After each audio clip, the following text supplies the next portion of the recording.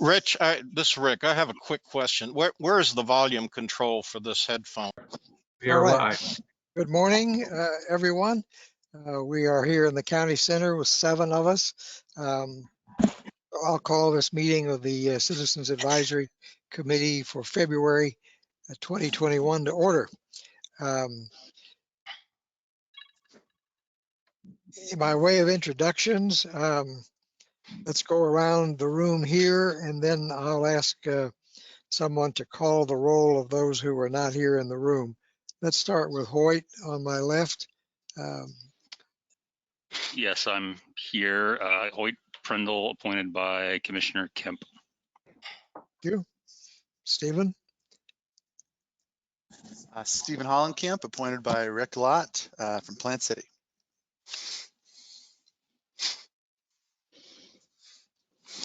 Hi, everyone. This is Rick Fernandez. Actually, I'm something of an orphan. I was appointed by Les Miller, who's no longer on the county commission or the MPO, and I'm looking for a home. So for now, I'm still here until reappointed by someone. I guess and I'm vice chair.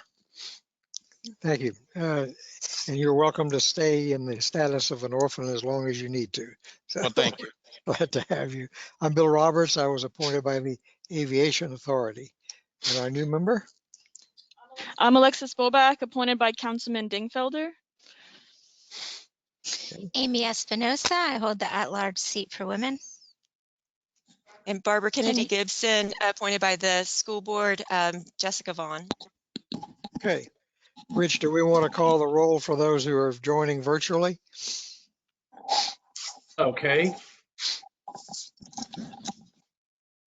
I don't. I'm just going to go alphabetically. So when your name is called, if you could just say here and say who appointed you.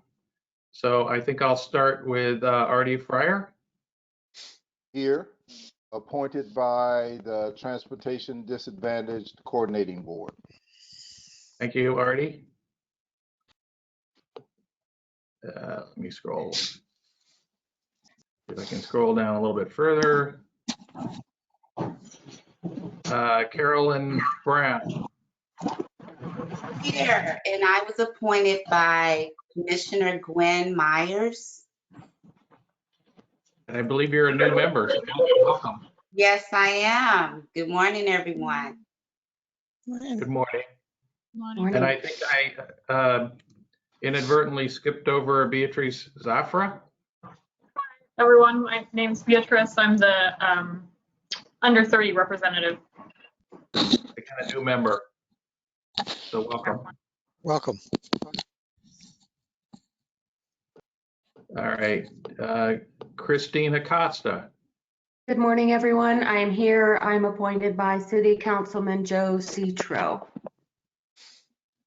Thank you, Christine. Clifford Rice.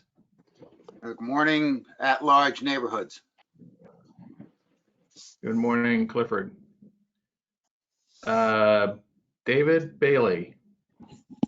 Good morning.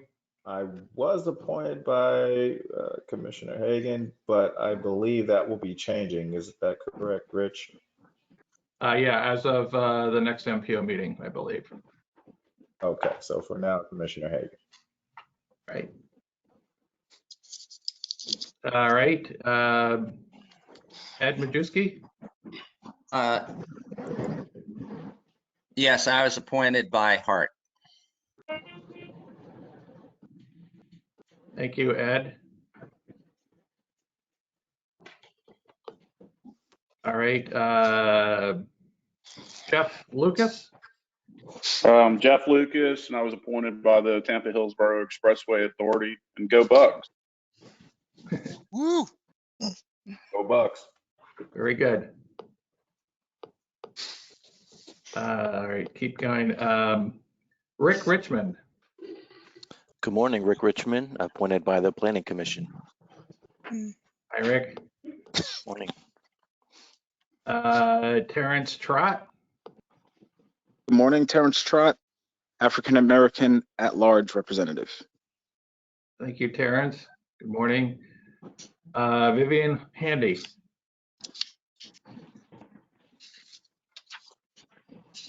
Good morning, appointed by Commissioner Mariella Smith. Thank you, Vivian, and welcome. I believe that's everybody, but if I miss somebody, please speak up. All Okay. right, very good.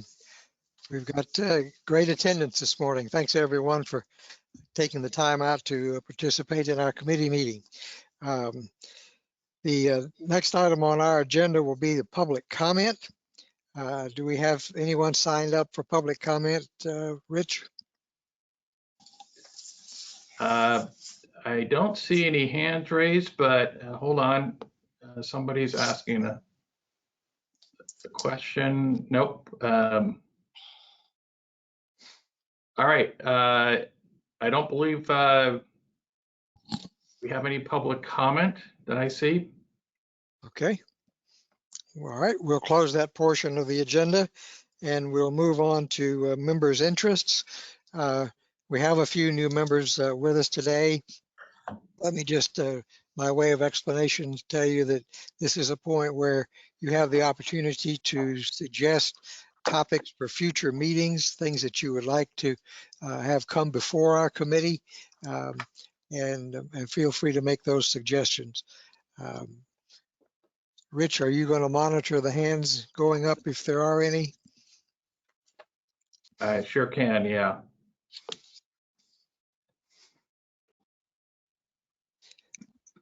I have I don't see any Hoyt has going up, but if anybody has something they'd like to bring up, I believe you can unmute yourself. Hoyt has a comment. Yeah, so if anyone has had a chance to venture down to the Super Bowl areas here downtown, I would encourage everyone to do so, if only because for this committee's purposes, you get to see a little bit about what they're doing downtown in terms of restricting vehicle access and increasing pedestrian areas. So if anybody's tried to go to Julian B. Lane, they've closed Boulevard from, I think, south of 275 to maybe Cass, and have created some extra space in the road for pedestrians to walk. And then, they've got the whole setup at Curtis Hickson. And so just a good opportunity to get out on foot and experience some areas that are being repurposed, even if temporarily, because I think it gives some good insight into ways that other areas that have more of a pedestrian focus, like Beta Bay or even in Seminole Heights, can be repurposed more for pedestrian use. Thank you, Mr. Chairman. Good comment. Was there another committee Yes, member? Mr. Chairman. Good morning. This is Christina Costa. I just wanted to share with the group that this week I attended a virtual conference called Micro Mobility World. And the term micro mobility now represents pretty much all devices like bicycles, electric bikes, scooters, electric scooters, one wheels. It's an area of transportation that is exploding globally. And I do observe that there's a challenge that cities are facing in terms of viewing and adapting supporting these modes of transports, whether they are toys or transportation. So all of these devices are kind of straddling, and cities are working towards adopting transport modes, but they do initially strike many as toys. And so I just want to introduce that notion to you that this is a growing industry. The technology is moving at warp speed, and I just want to put that on our committee's horizon for future presentations and learning. Okay, thank you, Christine. Any other comments from the committee under members' interests? I have one, Mr. Chairman. Yes, this is Rick Fernandez. Rick, you have a comment? Go ahead. Recognize me. Thank you. Appreciate it. Okay. Actually, I had a couple things written down here. First of all, I've made a comment about this previously months ago about the minutes. I'll make a comment here instead of the approval of minutes in the next section. It strikes me that the minutes document that we're being provided in our agenda packets are a combination of an effort to create something that's almost verbatim and at the same time a summary. And while I recognize and appreciate the effort that goes into creating this document, I don't know that it very well does either of those things. It is very long, and if you take the time to read through it, at least those sections that you may have had some specific input on, most of the time when I read something that I said or something I was involved in the conversation, it does not accurately reflect what was said. And it's very difficult to go back 3-4 weeks later and try to recreate it. So what I'm suggesting is that there be some effort made, and I think this will make it easier for the reporter, that we go to something that's more of a summary document that addresses what it is that we're, the topic that we're talking about, if a vote was taken, the result of the vote, but not necessarily create all of the narrative that's on here now. This is just an effort on my part to make the job a little easier for everyone. Hopefully it'll be well taken. And again, I know there's a lot of effort in this, and it's by no means a critique of the reporter. Also, I'd request staff, if possible, to, at the next available opportunity, to give us an update on the Boulevard Tampa study. It's been a couple of years now since this committee and the big board approved a study of Boulevard Tampa, at least a preliminary. And I don't know what, if anything, has been done along those lines, or for this fiscal year. I would appreciate a report on that. And finally, an update on the sales tax. I know that everything is still tied up in litigation before the Supreme Court, but we haven't had a presentation at this body on the status of that. Maybe Sam Hamilton or somebody from his office could come and talk to us again. And I do think at some point it would be appropriate to tee up the question of where those funds are. Well, I know where they are, but why it is they're not being expended. We've been talking about this for 2 years now, and at least in my view, it might be appropriate for this committee to make a recommendation to the big board that we take some steps to start spending that money. That's it for my member interest comment. Thank you. Thank you, Rick. Any other member interest comments from? I have one, Mr. Chairman. Yeah. Yes, this is David Bailey, and I also see Vivian Handy. I don't know who came first. Vivian, you're recognized. Vivian, go ahead. Thank you very much. I just wanted to bring to the panel's attention, there was a recent article in Strong Towns called 4 Factors That Make Affordable Housing Not So Affordable. I would encourage everyone to take a quick look. Number 1 is transportation costs, which is why I think it's relevant to this committee, but also highly relevant to the county right now, because there's a great deal of talk about affordable housing and density bumps because of so-called affordable housing being promoted outside the urban service area in particular. And it's absolutely in opposition to everything that this particular article talks about, and putting so-called affordable housing outside the urban service area does exactly the opposite. So again, because transportation is the number 1 issue, and because it's a big issue in our county at the moment, I think it might be very timely for this committee to review that. Thank you. Okay, thank you, Vivian. And someone else had a comment? I believe David Bailey. David, you're recognized. Thank you, Mr. Chairman. I would just like to ask if we could have an update on the Cross Bay Ferry. I know there were talks about adding additional locations to the ferry, And I would just like to see where that stands at this point. So if we could get an update on where that is, that would be great. Okay, Yeah. good. Anyone else? Stephen Hollencamp. Hey guys, and seeing all these new faces on the CAC, I'm reminded of what it's like joining this board. And there's in reading this agenda this week, we have a F.5 5-year plan and a county 2-year unified plan, and it was really confusing for me. I think it would be helpful if we had someone like you, Rich, or one of your staff members, or I'd be happy to do it, just kind of create a list of these different plans.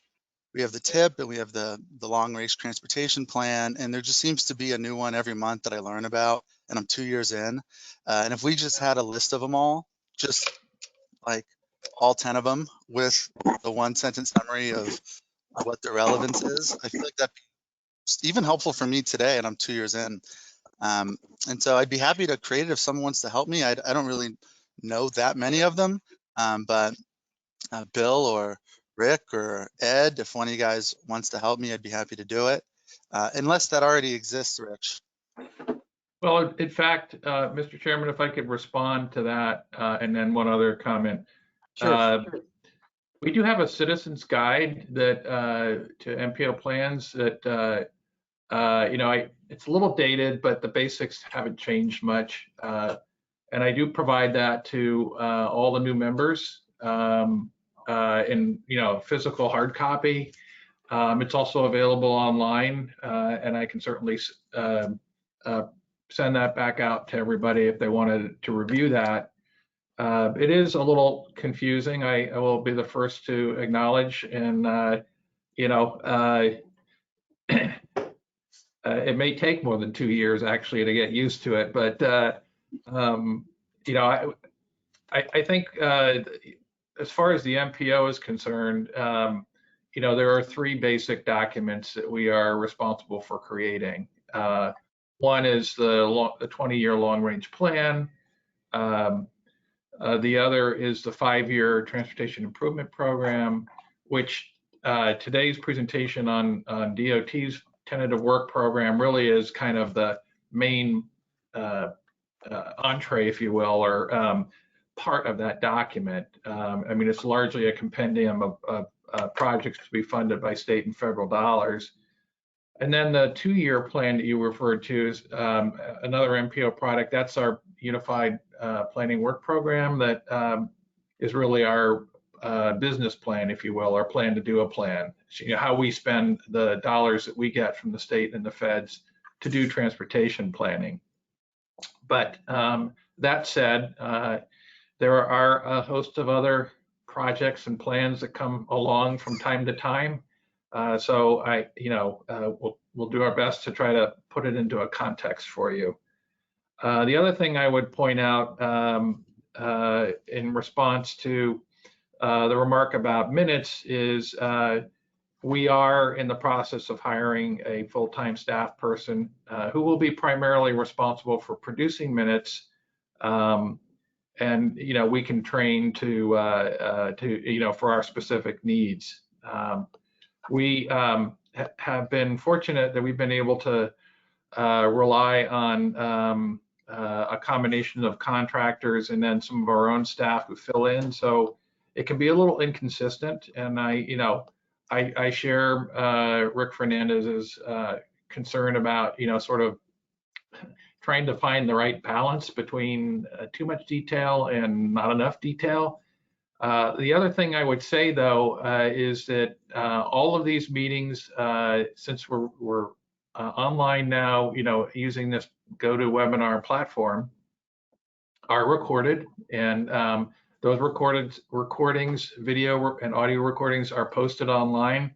You can always go back and hear what was ever picked up by camera and by microphone. So, I mean, that's kind of the backstop, if you will, for what was said in any particular meeting. But it is a challenge, and even if we get a crackerjack recorder hired as a recording secretary, that person will have a job to try to get used to the proceedings of these meetings and any other committee meetings that they have to record. So bear with us. That's all. Okay, good, Rich. That's a good update, and thank you, Rick Fernandez, for bringing up that issue. It's good to have that input. Anything else under members' interests that we need to address? I don't have everyone on my screen, but I don't see any other hands up. So we will move on to the next item on our agenda, which is in fact the approval of the minutes. You have the December 16th and the January 6th minutes were distributed to you in your packets. Are there any questions? We do have a quorum here in the room, so we can take action. Are there any questions about the minutes other than Rick Fernandez? He can't make any more comments. I'm sorry. You're recognized, Rick. Oh, boy. Okay. No respect. Okay. I'm looking at the minutes from the last meeting. It's page 10 of the minutes document. Honestly, I don't know what page it is in your online version. Questions and comments. The third paragraph down. Let me see. On the third line, it reads, question on the number of roadways, emphasizing they need an effective transit modality. I believe that we should be substituting the word lanes for roadways. One line up from that, MPO board and stated his valid reasons. I'm reasonably sure that's a qualitative assessment of the reporter, because I don't think I ever said I had valid reasons. I just stated my reasons. So stated his reasons, I think would be sufficient. So I would suggest striking valid. One paragraph down from that. Am I going too fast, by the way, Rich? Can you keep the note? Hang on a minute. Have you even found where I'm at? I'm trying to keep up here. Hold on. I'm sorry.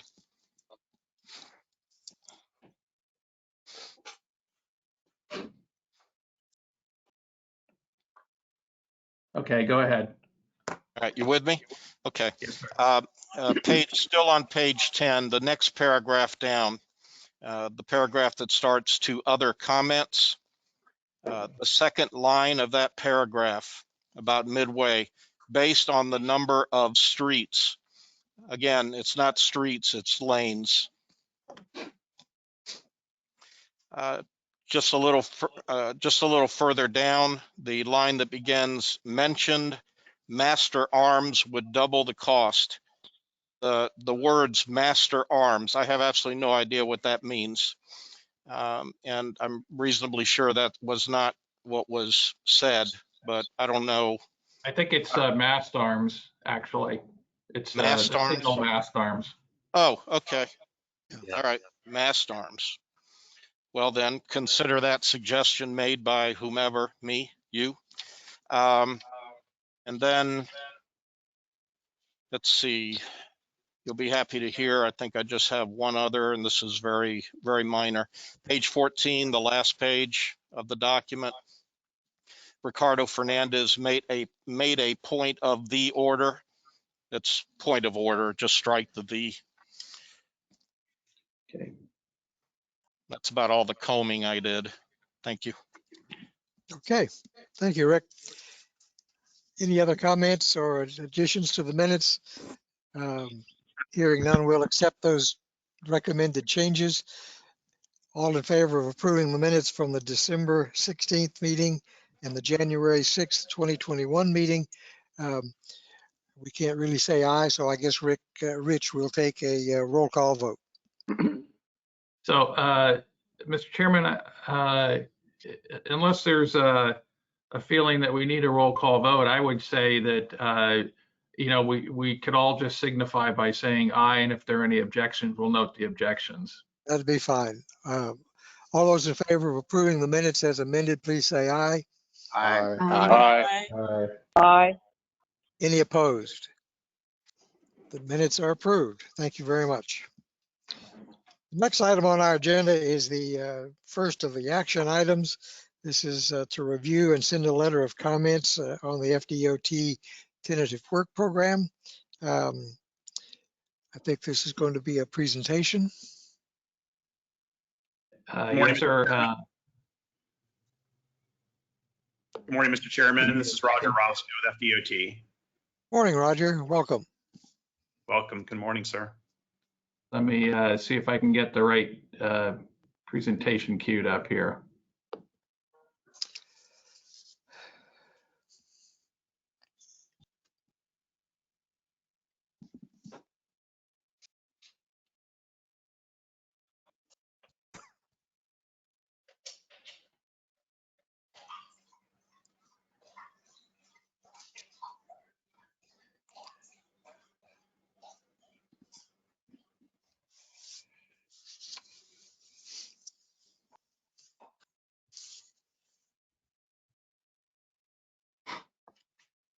Bear with me. Sorry, I'm got a little tiny screen here that I'm working from. No problem, Reg. And, You got it. Congratulations. Okay. Yep. You got the right one there? Yes, sir. Okay, All Roger, right, the you just floor. tell me to advance the slides. Yes, sir. Thank you. Well, good morning, everybody.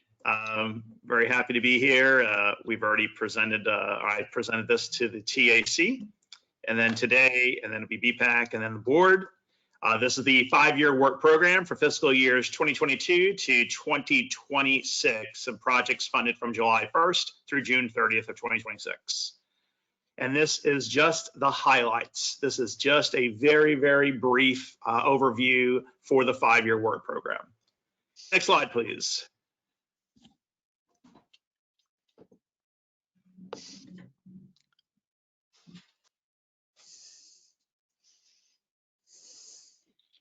Did I go too far? Yep, you're good. Thanks. FDOT's work program is a 5-year plan that does include public transit, seaports, airports, and rail projects, transportation planning, intelligent transportation, highway designs, right-of-way acquisition, and construction activities. Next slide, please.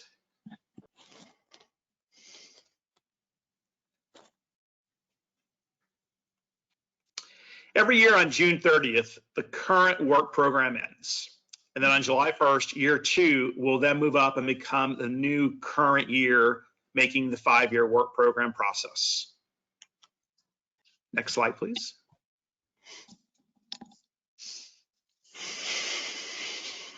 At this time, a new 5th year is then added to the program, and funding is allocated to the next phases of projects programmed into the 4 prior years. New projects are then added into the 5th year based upon the Florida Transportation Plan goals, statewide programs, and local priorities. Slide.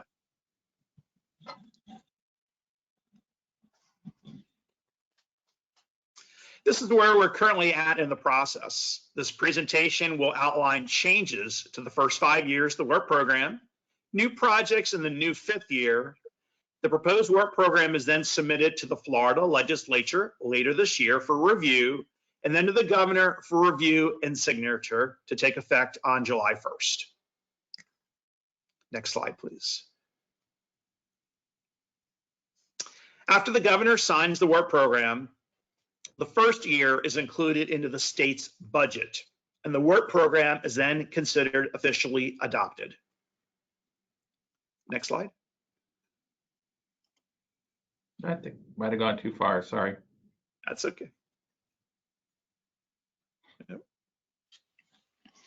On the program development processing side is first we look at preserving existing programs, then we cover the cost increasing, and then finally we look at adding of new projects for the 5-year work program. Next slide, please.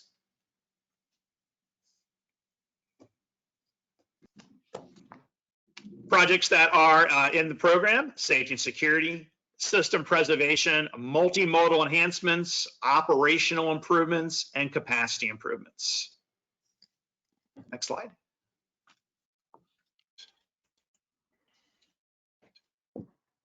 And these are based on the MPO priorities, which you'll see an MPO icon and the slides coming up. Regional priorities, such as the TMA and the CCC, the SIST, the Strategic Intermodal System, or FDOT priorities. Next slide, please.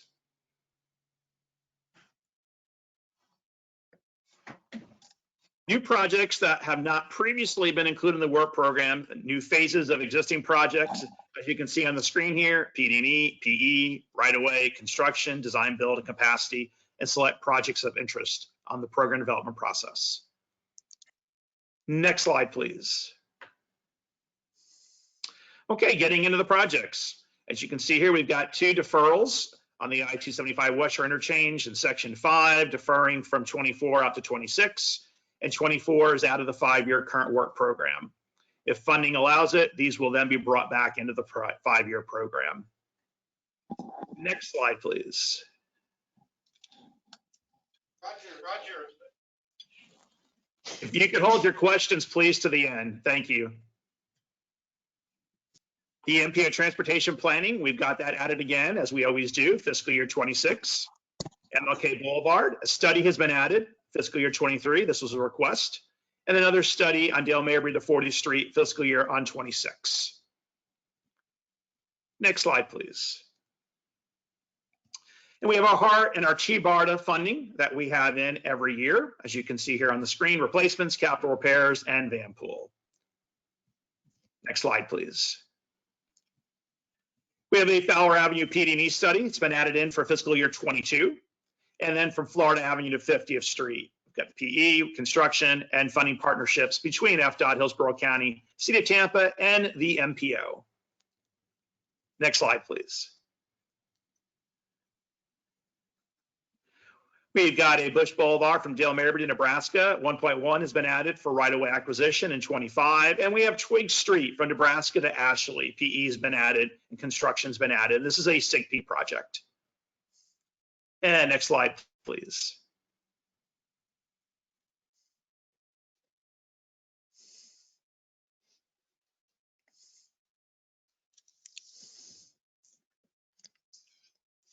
Roger, if you're talking, I'm not hearing any audio.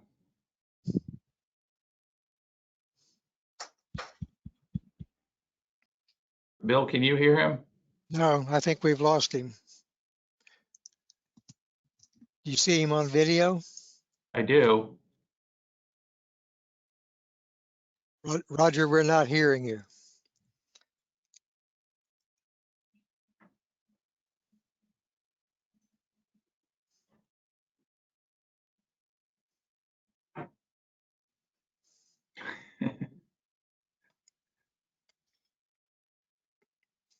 Hey, Rich, can you guys hear me? Yes. All right, cool. I'll pick up for Roger. I'll try and keep it moving. So Justin Hall, Why FDOT District 7. don't you introduce yourself real quick? Sorry, Justin Hall, FDOT District 7. So I'll try and pick up for Roger. Maybe Roger will find his voice, you know. All right, so the next 2 projects, these are 2 critical Tampa Heights projects. You know, we've been working with the MPO on. So what you're seeing on the first project, it's shown deferred construction from fiscal year 24 to 25. That was due to the cost increase going up pretty drastically. So we had to move the project back 1 year and actually split the project up. So originally it was Tyler to MLK. So now there'll be a Tyler to Columbus project and a Tyler to MLK, which you'll see on the next slide. And then the second project is from Columbus Drive to MLK, which is to the north, and we're waiting on the completion of the HART study. And so once we do that, we'll add that construction back in. So right now it's so next slide. All right, so I was talking ahead of myself. So this project, MLK to south of Waters, that's the project that was deferred out of the work program waiting on the HART study. So I was a little ahead of myself. Highland Avenue, this project also will move with the project above it because they go hand in hand. Next slide. So these are a few pedestrian projects. The first one, the Green Spine Cycle Track 3B, you'll see that was moved in from fiscal year 24 to 22. That's so that this project, the project to the north, and the Florida-Nebraska Avenue section of cycle track can all be constructed in the same fiscal year. And really what we're trying to do, we're working with the city of Tampa to make sure that when we construct these projects, that we're actually completing portions of the system instead of jumping around. And so then you'll see cycle track 2A was deferred to fiscal year 25, which will close a gap further to the southwest. And then the Tampa Bypass Canal, this is a Hillsborough County PD&E that's underway, and they were not ready to move to design in 22. So we moved it back to 25, and that can always be advanced if they're ready. So next slide.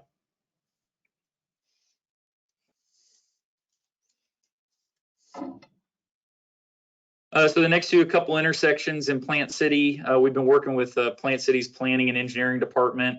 These two, there's some development on the corner of Park and Coronet that we're waiting to come online before we redesign that intersection improvement. So we're going to defer that one. Oh, Sorry, I think I jumped out of that mode. no, you're okay. The next one was Park and Jim Johnson Road. That one was also deferred out. That'll be dual left turn lanes that we're working with the city staff on. Let me know when you get it back up. I can't remember what the third one was. I can only remember one project ahead. Sorry. There you go. Palm River at US 41 and 50th Street. So Palm River Road, it's an intersection there. They want to add turn lanes. So this is a Hillsborough County project, CIGP funded. They have added their design funds and right-of-way funds in both fiscal year 22 and 23. And construction will be in fiscal year 25 as a CIGP and local fund match. Next slide. Yeah, and just for the committee's benefit, CIGP is County Incentive Grant Program, which is a 50-50 state/local funded funding source. Correct. Yeah, and that can be used on any county, city, or state facility, but it's the determination is made by the county, but it can be assigned to the city. So next three, these are just three kind of miscellaneous projects. Obviously, the first one's a really big project for the city of Tampa and the urban core, which is the downtown streetcar extension and modernization. So FDOT added funds in fiscal year 22 through the capital phase. This was good news out of the, I guess, out of what we're seeing now, which was dock stamps still, the revenue from dock stamps were still coming in pretty high. And so those funds were used to add a capital phase for the streetcar extension. The next one's one of the new routes in West Shore for Hart that we added operating funds in fiscal year 22. And then the last one, it's right away for in fiscal year 22 for an I-4 truck parking facility. There was a statewide truck parking analysis that was done, and the I-4 corridor was one of three corridors that was determined to be deficient for truck parking. So there's a site out. It's at I-4 and County Line that District 1 and District 7 are working towards acquiring a site for. Next slide.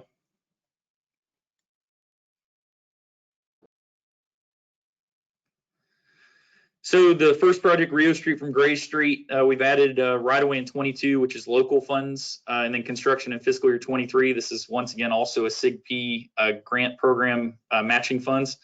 This is actually, like we were talking about before, this is actually a City of Tampa project that is part of the early works of the West Shore Interchange. This will also provide the necessary trail connection from the Howard Franklin Bridge Trail to the Cypress Point Park Trail. The next two are actually part of the I-4 frame project, which is a connected vehicle project from going all the way really from Tampa to Orlando.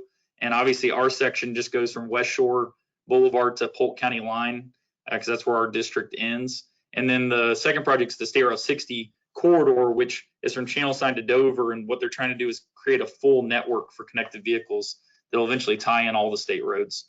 Next slide. So these are a few either auxiliary lanes or operational improvements. So the I-4 Mango Road to westbound way station on-ramp. So that's just providing an auxiliary lane. I don't know if anyone right now heads westbound on I-4. You can see there's a backup going from Mango to the on-ramp for the way station. And then the same thing for I-4 westbound auxiliary lane from 50th Street to MLK. So once you get on 50th Street, you can stay in the same lane and get off on MLK. So we're just seeing a lot of repeat trips where these movements are pretty common. So instead of requiring those travelers to mix with the general use lane, they can stay in the auxiliary lane and get off without having to merge and then diverge. I-4 eastbound exit ramp to I-75, this is the same thing. So when you're heading eastbound on I-4 and heading to I-75, currently, there's a large backup that'll actually go all the way coming from the US 92 ramps and the US 301 ramps. So this is just an auxiliary lane to once again prevent the traffic mixing, which is causing a problem. So next slide.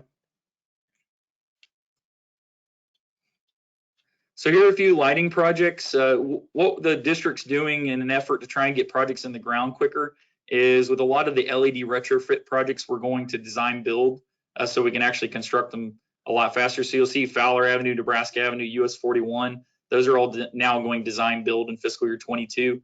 Previously, they were design in fiscal year 22 and construction in fiscal year 24. So this is advancing those projects a few years. And then the last one, this is just a reoccurring contract that we have where we're repairing and upgrading lighting throughout Hillsborough County on I-75 and I-4. Next slide. So this is a list of resurfacing projects, and one thing to note of all of them, they all either have an intersection improvement project or a complete streets project that's going with it. This is something obviously we've been working with the Hillsborough MPO staff quite a while, that when we go out and we do a resurfacing project, that we're also enhancing the corridor. So we're not just painting it black and throwing down fresh lines, that we're actually looking at the intersections, looking at the corridors.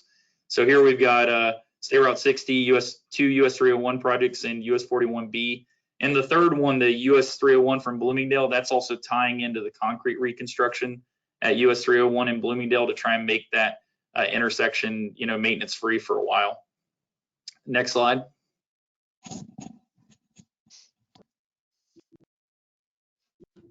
So neither of these are really large projects. So Gandy Bridge repairs, obviously, the Gandy Bridge, we continue to maintain that structure. So this is actually pile jackets that we're adding design in 25 and construction in 26. And then there's some various locations where there's some approach slab. It's the thin mill concrete that needs to be replaced. There's some thin cracking. So design in 25 and 26, so nothing structural.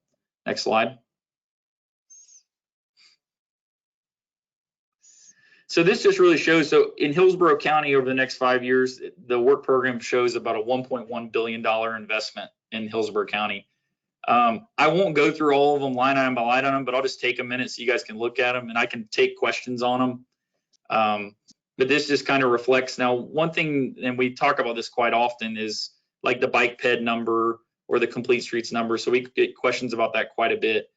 And a lot of times, and we've tried and we're still actively trying to find a way to define how much bike ped work we have in a capacity project or how much bike ped work we have in a resurfacing project. And we're still trying to find a way to accurately define that. And it's a little bit of a challenge because generally our work mix is defined by whatever the major work mix is. So if the major work mix of the project is capacity or resurfacing, that's what it's going to classify as. So it's a little bit of a challenge. It's something we're trying to come up with a way to do because we know we get asked that quite often, but yeah, it's a little difficult. But anyway, so next slide. Sorry, I just wanted to try and give a minute for that slide. So we're here in February. So the next step is February 12th, the MPO objections. So we'll receive a letter from the MPO with either comments, objections on the tentative work program. It'll then be reviewed by the legislature and obviously to the FTC. And then, as Roger presented earlier, July 1st, that's when the work program will be adopted with the governor signing the budget. Next slide. With that, we can take any questions. I'm not sure if Roger's back on. If not, I'll handle the questions. Yes, I'm back on. So thank you, Justin. Good. Technology, you gotta love it. Sorry, everybody. That's why we're redundant. We're good. Yeah, thank you, sir. So, all right, Mr. Chairman. Good presentation. Yes, Rich. So as the reason we're bringing this to you is we traditionally or typically will send a letter to FDOT with comments And this is going to go to the MPO for their action as well. I would just remark that due to the funding slowdown related to the pandemic, that has caused a slowdown in the delivery of some of the projects. That's why some of them were deferred, which probably the most notable would be the West Shore Interchange, which is, regionally significant and, a top priority.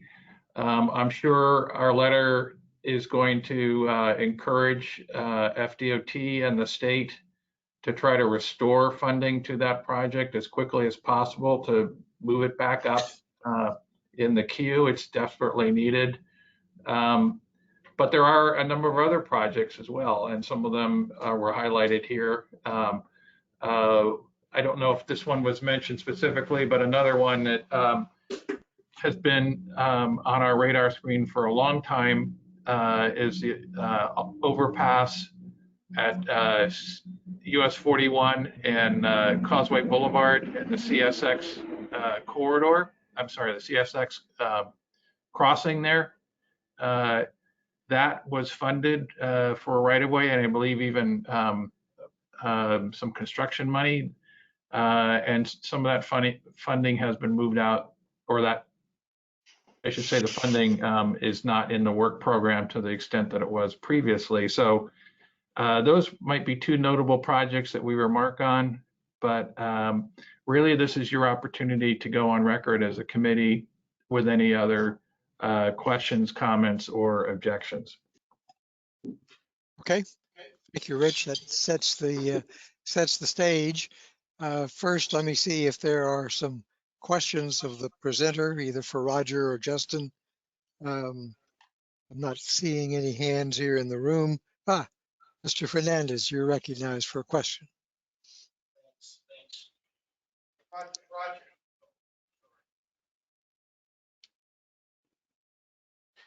Okay, to Roger or Justin, whomever, good morning.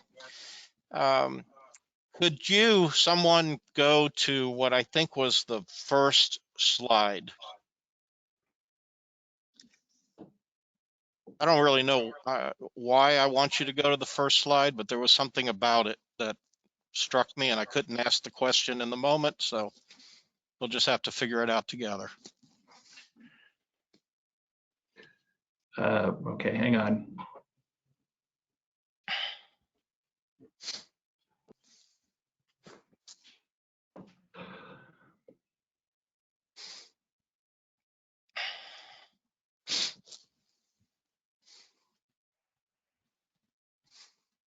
Okay, can you see that? Well, I see myself. Okay. Yes. All right, I'm not. Okay, I think that was it. Let me just give me a second while I read back through it.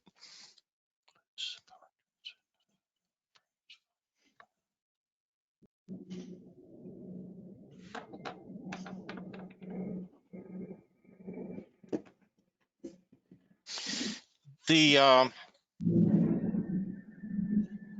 right-of-way acquisition entry there.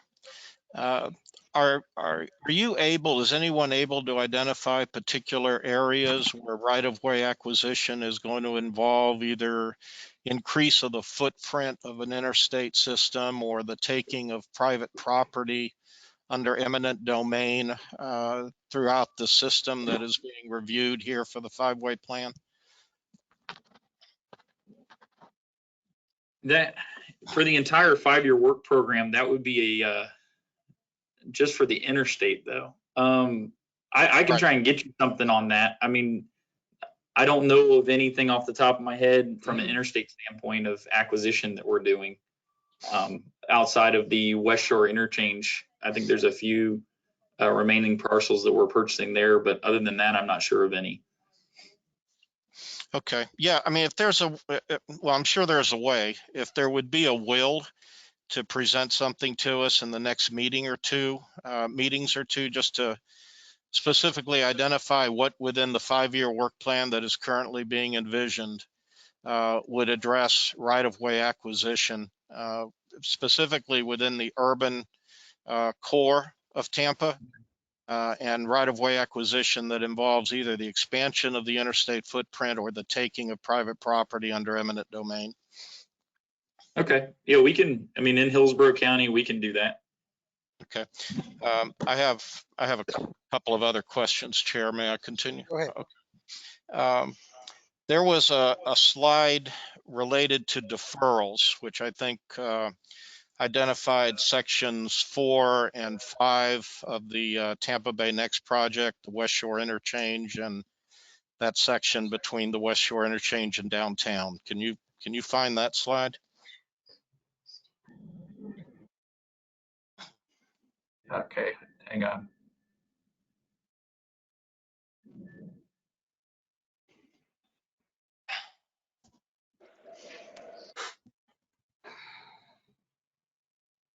I think that's the one you were talking about. Right. Okay.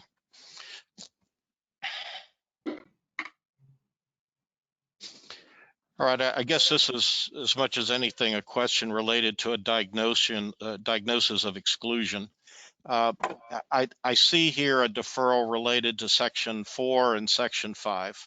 Section 4 is the West Shore Interchange. Is there anything in this 5-year work plan that addresses section 6 of the Tampa Bay Next project, specifically the downtown interchange? I didn't hear it. I didn't see it. I want to make sure I didn't miss it. So this presentation, and I think Roger may have touched on it, this is just the highlights. So this just covers any additions, deletions, or deferrals. So that's this presentation that we give annually is just the tentative work program highlight. I can send you, actually on the last slide, there's I think it's d7wpph.com. That website has the entire work program. So that would include any project anywhere in District 7. Okay. Where could you refresh, at least me, maybe everyone else in the room and online knows the answer to this question, but could you refresh me as to where we are now with relation to the downtown interchange in particular, section 6? So for the actual downtown interchange project, there's nothing programmed. There is we call it the transition project, which is from the downtown to, gosh, I believe it's just south of Hillsborough. I believe it may be a little further south than that. And there is the hard shoulder and then the aux lane coming from, actually, I'm trying to remember what it is. I think it's MLK to the interchange, so that you won't have to, if you come online right now, there's a mixing that occurs on I-275 southbound heading to the downtown interchange, and there'll be an auxiliary lane, so there won't occur, but that's not widening the footprint. So the current footprint of the interstate's not changing. That's just utilizing the shoulder width that we have. Okay, those I think had been termed operational improvements in the parlance of the day over the last year or two. So are those projects, or is that project still in the queue and still something that's scheduled for completion, or at least beginning in the next 3 years? Yes, sir. It is still in the work program. Okay, I think that's all I have at the moment. Thank you, Chair. Okay, thank you, Rick. Any other questions? I think I saw Christine Acosta hand go up first. Okay, Thank Christine, you. you're recognized. Thank you, Mr. Chair. Thanks, Justin and Roger, for this great presentation. I have a couple questions. I didn't see anything about a bicycle and pedestrian overpass that was in discussion over 275 at Dale Mabry at some point. So I wonder if anybody could update me on that.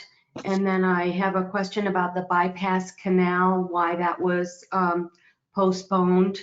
And I want to encourage you to keep pursuing that number of actual walk, bike, micromobility dollars that are being spent, even as an aggregate of little fragments throughout all the projects. Thank you. Absolutely. So Two great questions. I'll start with the bypass canal trail. So Hillsborough County is currently working on their PD&E.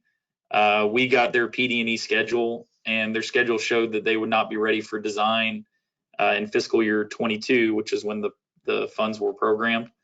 The reason why we moved it to 25 is there were several projects that we talked about that we were able to move into 22, for instance, the Green Spine cycle track. And so, through working with Hillsborough MPO staff, we were able to find a way to take those dollars and get projects in the ground. But with what I said before, and then we stand by this, is as soon as Hillsborough County is completed with the PD&E study for the bypass canal trail, we've told them that we'll fund the design. So it's just easier for us to move it out a few years, because then we're not every year coming back if they're not ready and moving it again and moving it again and moving it again. It's just easier to move it out and then move it back in. But that's a project that we've invested, there at Fowler and Morris Bridge, and we've done some other investments further to the south. So, we're invested in that project. So we're hoping that, they get the PD&E wrapped up and move in design pretty quickly.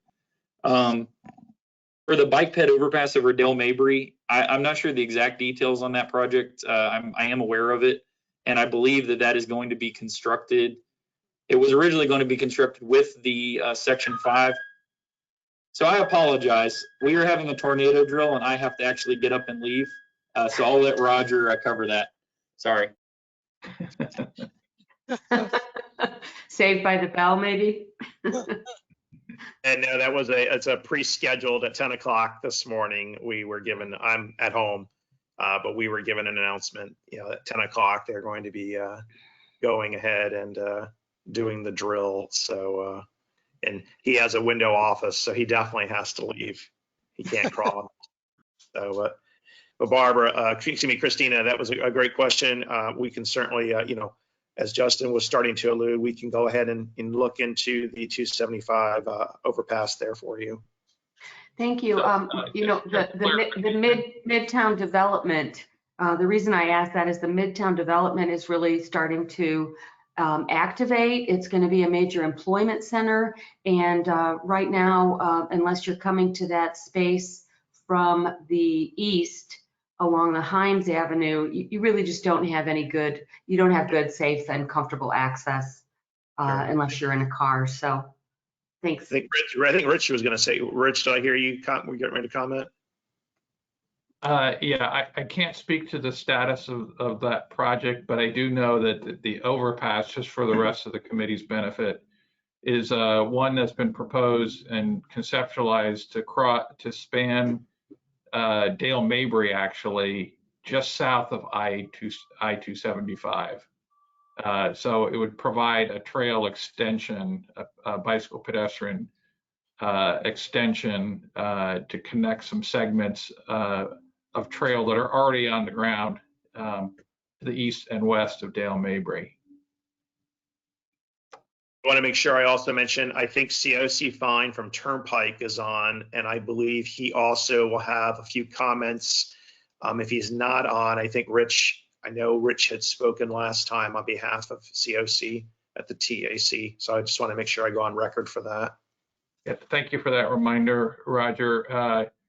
There was a late addition to the agenda package, and I apologize to COC, but we neglected to put in the Florida Turnpike Enterprise work program, which for Hillsborough County is very limited. There's only one project, a resurfacing project on the Suncoast Parkway spur that goes from the Parkway over to Dale Mabry. And that's funded in their portion of the work program as a resurfacing project. But I think that was the only major turnpike project affecting Hillsborough. Okay. I think Hoyt Brindle had a question. Hoyt?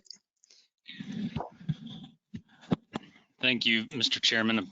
A few comments and questions. The first general comment I have is that just looking at the numbers here on slide 27, it's a little concerning that 400 million of the 1.1 billion spent is on capacity and resurfacing projects, with another 400 plus million to aviation, leaving very little funds for safety improvements, complete streets, and bicycle and pedestrian improvements. So generally, my concern is that I know a lot of people that live within the city of Tampa continue to feel frustrated because they feel like that a lot of their tax dollars continue to fund various suburban roadway projects, and they get very little return on their investment of their taxes when they live in the city. I did see, some projects like the Florida Avenue project, which is good, but overall, this seems to be mostly a road widening plan for areas in the county, and not that I'm against any kind of support for those in the county, but it seems to be a little bit disproportionate at times where it just reinforces the reason that many of the folks that live in Seminole Heights and other areas of the city get very frustrated with FDOT's planning because it seems to deliver very little value for them. I do have a couple questions. One question has to do with the resurfacing budget number of 220 million. What cost benefit analysis does FDOT use to determine whether to use asphalt travel lanes or whether to use concrete travel lanes for a particular road project? Yeah, so if I can address kind of your statement, and then I'll address your comment. So a prime example of why, we're trying to find a better way to capture this. So if I look at this and I go, okay, between complete streets and bike ped, I've got $52 million programmed in the 5-year work program, right? That's what you would say if you look at that. But the problem is that's not really accurate, because just on the Heights projects, the 2 Fowler Avenue projects alone, that's $40 million just there. You throw in the Green Spine projects, you throw in the MLK projects, you throw in the US 41 resurfacing, you throw in the complete, you start throwing all that together, and it's really like a couple $100 million when you're looking at complete streets and bike ped projects within the program. The problem is, and like I was getting at, is that when we determine our work mix, and that's really what the work program pulls, it's a really simple report, and that's kind of what we're working on. It's a very rudimentary report that they are running to get these numbers. And it's just the system only looks at what they call the primary work mix, which is like over 80% of the, or sorry, over 60% of the work mix. So literally, if it was a capacity project that was a $150 million estimate, and 60 million of it was bike ped or complete streets, it would still be a capacity project because it's over 60% of the work mix. And that's where we're really, and that's, I mentioned it to Christine, and that's really where we're trying to work to better define that number. But it's a little bit of a challenge. To answer your other question about the resurfacing. Sorry to interrupt, Justin, 1 second before we move on to the resurfacing. Yeah. So is that somewhat driven by the idea? I mean, I know your explanation makes complete sense, but I guess I'm wondering if that's somewhat driven by the fact that the Fowler Avenue and the MLK projects, they're not going to get done unless the road work gets done, correct? I mean, they're getting done as a part of the road work portion, correct? Yeah, and so for instance, Fowler, I'll use that as a prime example. You don't want to go along Fowler and buy right away. And if you look at the driveways along Fowler, with access management, it's a challenge. So the only way to really go out there and put in the bike ped improvements that really everyone would like to see out there, we have to do some type of work to the roadway. And so the best way to do that is go out, restripe it. Well, the best way to restripe it is to resurface it. So you come in, strip the striping, put down a fresh coat of pavement, and restripe it accordingly. And that's really where the challenge is. It's like, if anyone asked me, hey, what's the Fowler project? What's the definition of the Fowler project? I wouldn't define it as a resurfacing project. Like if you were just going to ask me, because it's, putting in protected bike lanes, transit lanes, multimodal improvements, pedestrian crossing enhancements. I mean, to me, it has nothing. It's so much more than a resurfacing project. And I'm talking about the Fowler Ultimate. Sorry, not the interim project. So, that's the challenge. But as far as this report's concerned, it's a resurfacing project because 60% of it is asphalt and striping and, and things like that. So it's just a little bit of a challenge. Okay, well, that's a helpful explanation. I appreciate that. What were you going to say about the asphalt versus concrete metric? Yeah, and so there's a couple metrics that we look at for that. When we go to concrete, some of it's the maintenance history. So that's kind of where the cost benefit comes in. So if we're spending enormous amount of money on resurfacing, like I can tell you up in Brooksville, there's a US 41 Cobb Road asphalt. They're resurfacing it every 2 years, and so it's like, okay, that needs to be concrete. The other thing too is it's something we call the K value, which is the number of trucks, heavy trucks that are going through the intersection. So if like near the port, if we have a high level of truck traffic, or even in certain areas where you got a lot of deliveries coming in, that's going to weigh into the concrete factor. And then probably the other thing too would be the base clearance. So if we have an issue where the water table is too high and that's leading to actual asphalt base failures, with concrete, you don't have those same issues. So there's really several factors that kind of go into it. Is there any analysis done on the front end to determine whether the use of concrete, while obviously more expensive in the upfront, would save over the long-term maintenance costs? And I guess the reason I ask, without maybe the truck traffic, is I think of anecdotally like a street like South Dale Mabry, which was put in probably sometime during the World War II period, and as far as my untrained eye, looking at historic photos, still has the same concrete travel lanes that it did 70 years ago for much of that stretch. So I'm just curious if how much thought is there to maybe spending a little bit more money on the front end to reduce the kind of maintenance costs that asphalt requires long term. Yeah, so I would say that on either new alignments or even like wholesale widening, like large capacity projects, we definitely are trending towards going to concrete, especially if it's a high volume facility. So SR 52 in Pasco, it's a new alignment. I think a majority of that is constructed in concrete. So that's definitely something we do look at. One thing you do have to look at sometimes, and this is my project manager hat coming on, is a lot of times the reconstruction costs, like even if it is asphalt, sometimes the cost of reconstructing concrete is more than if you just keep milling and resurfacing it, depending on what type of failures you're seeing in the pavement.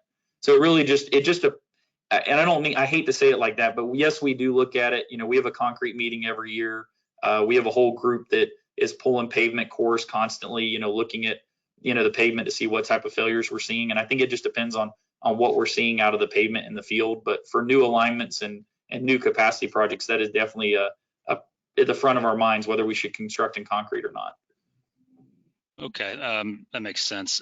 I have a question related to the first slide on the Turnpike Enterprise slides, which is the 15 million from the Turnpike Enterprise for a new interchange at the Suncoast Parkway and Ridge Road.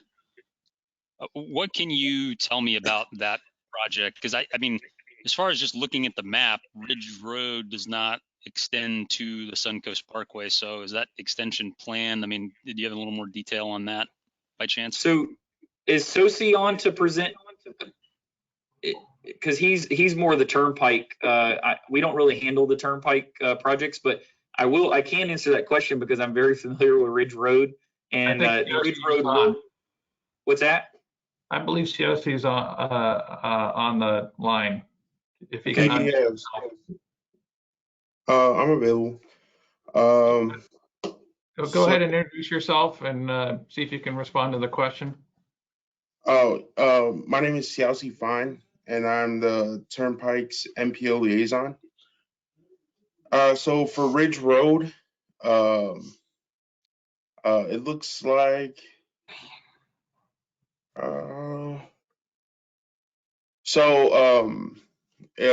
in the work program, it has that the Turnpike will contribute $15 million to construct the new interchange on the Suncoast Parkway at Ridge Road. And this project is mainly in Pasco County. We've been kind of coordinating with the county on agreements about the road itself. As far as I know, the Ridge Road interchange is within the current fiscal year, which is fiscal year 2021. Previously, it was my understanding that the turnpike was more focused on the interchange itself, the interchange improvements and what that would be. And then the county would be dealing more with the road. But there's been talks between the turnpike and the county about a possible contribution from the turnpike to the actual Ridge Road itself. I probably didn't ask a very succinct question, so let me try to rephrase it. My understanding from looking at the map is that there is no Ridge Road that goes to the Suncoast Parkway. So if I just draw a line on Ridge Road and draw it straight over to the Suncoast Parkway, I mean, is that what's going to happen? They're basically going to extend it to the Suncoast Parkway? So it would actually have to be the Ridge Road would have to be built, and then the interchange would probably come after. Yeah. Yeah, the county's working on constructing Ridge Road extension, Hoyt. Oh, okay, yeah, that's what I was curious about. Okay, so Ridge Road is being built over to the Suncoast Parkway, and they're going to put in that interchange.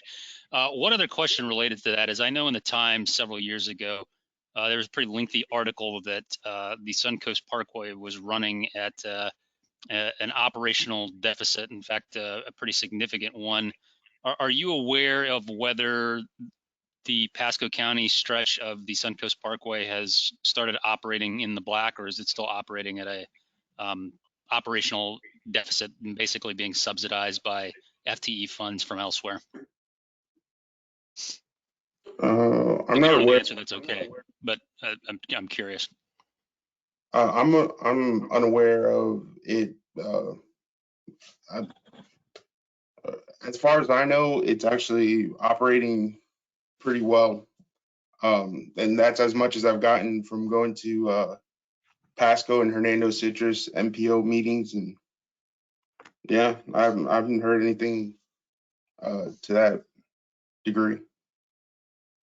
Okay, Rich, maybe that's something we could put on a list for a future update on. I guess the reason I'm going with that line of questioning is, you know, if the Suncoast Parkway is continuing to operate at a large deficit, that I certainly have concerns about pouring, you know, tens of millions of dollars in to build a new interchange for it to continue to not make enough money where it has to be subsidized elsewhere. One last question that I have for Justin, because I've talked too long as usual. Justin, you're familiar with what they call like the red carpet, you know, bus and transit lanes that are used in other cities, you know, Washington, San Francisco, elsewhere? Yeah, we're actually doing those in Pinellas, and we're actually talking about doing that on Fowler. But yeah, the BAT lanes, the business access transit lanes, yes.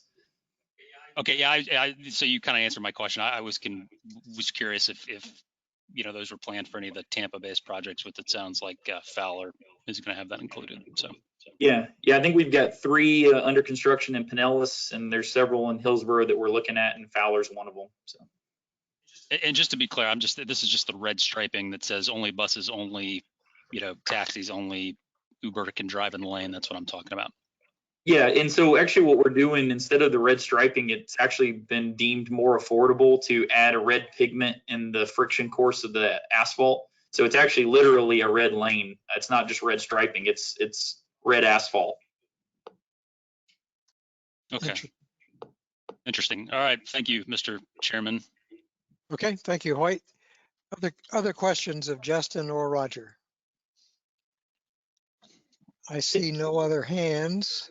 Do you mind if real quick, because when I got up, Christine had the question on the Dale Mabry pet overpass. Do you mind if I just come back to that? Sure, please do. I'm sorry, because I got interrupted with the tornado drill. So they originally had planned to construct that with Section 5 before the funding was deferred.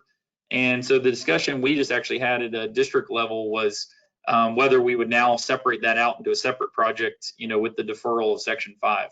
And so that's something we're actively talking about right now, because obviously Section 5 being deferred out of the 5-year program you know, that's kind of an indefinite, and obviously the pedestrian overpass needs to be constructed.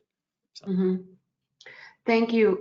If I may chime in, thank you, Justin. I really appreciate you circling back on that. I just want to, while I commended you when I first made my remarks about pursue, you know, the desire to pursue the bike ped, you know, number, a more accurate number, I think I'd like to change my remarks from encouraging to really just saying that it's not a little problem, it's a big problem that we don't know how many of the dollars are actually going to positively affect this kind of mobility in our community.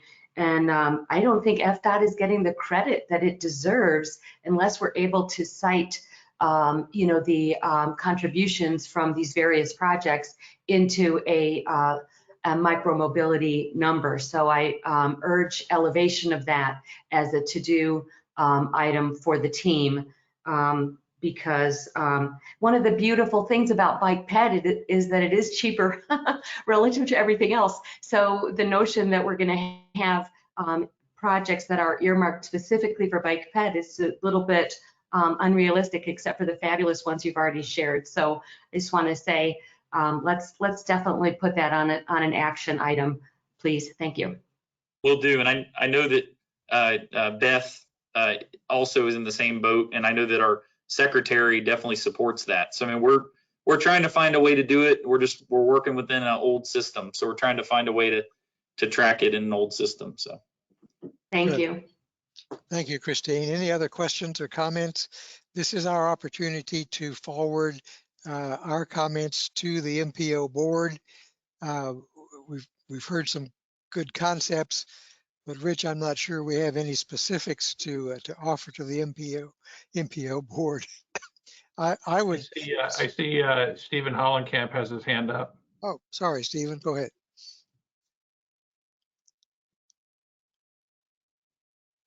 Hey guys, Roger and Justin, thank you for the presentation, and especially thank you for the clarity and the way you guys are answering these questions. It feels very thorough, and I feel like I'm actually getting, like, I'm learning here instead of just getting more questions to want to ask. So thank you. I have two questions.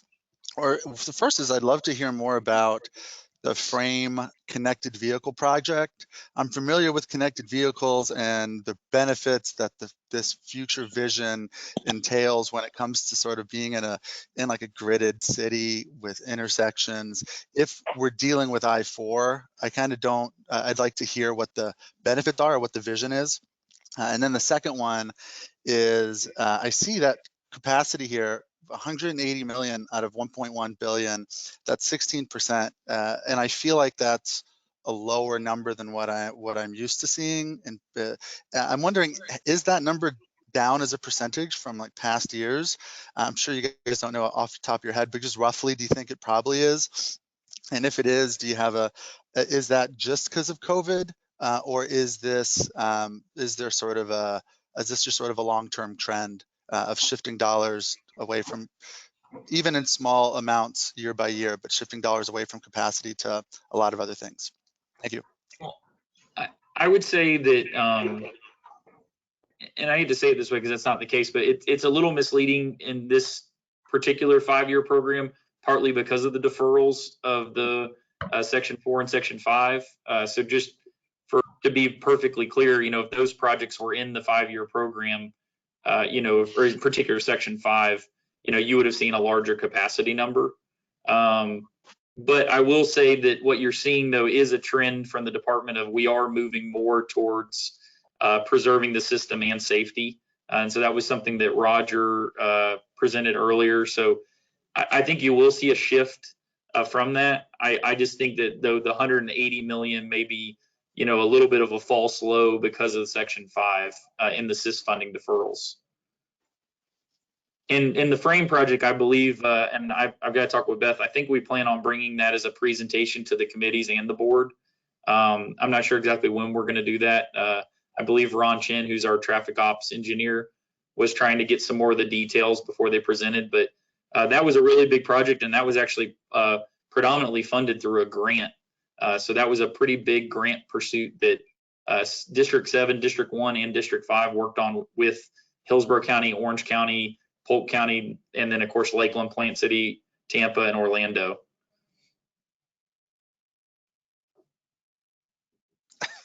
Okay, anything All right, else? thank you. Stephen? Anything else, Stephen? That's it. Okay. Thank you. All right. Other comments? Anybody here in the room? Anybody virtually? Yes, Alexis.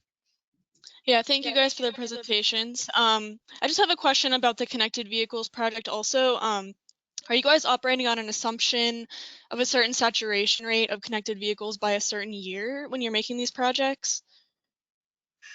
Yeah, I'm not sure the exact methodology for that project in particular. And I wish I did, and I'm sorry, Alexis, but I can get with Ron and I can get with Joe and the company over in Traffic Ops, and we can get back to you on that. But I'm not sure which assumptions they made for that. But I do know that the title, why they came up with frame, was partly because we were trying to establish the framework, for that entire corridor, along with adjacent corridors. But I'm not sure of the assumptions.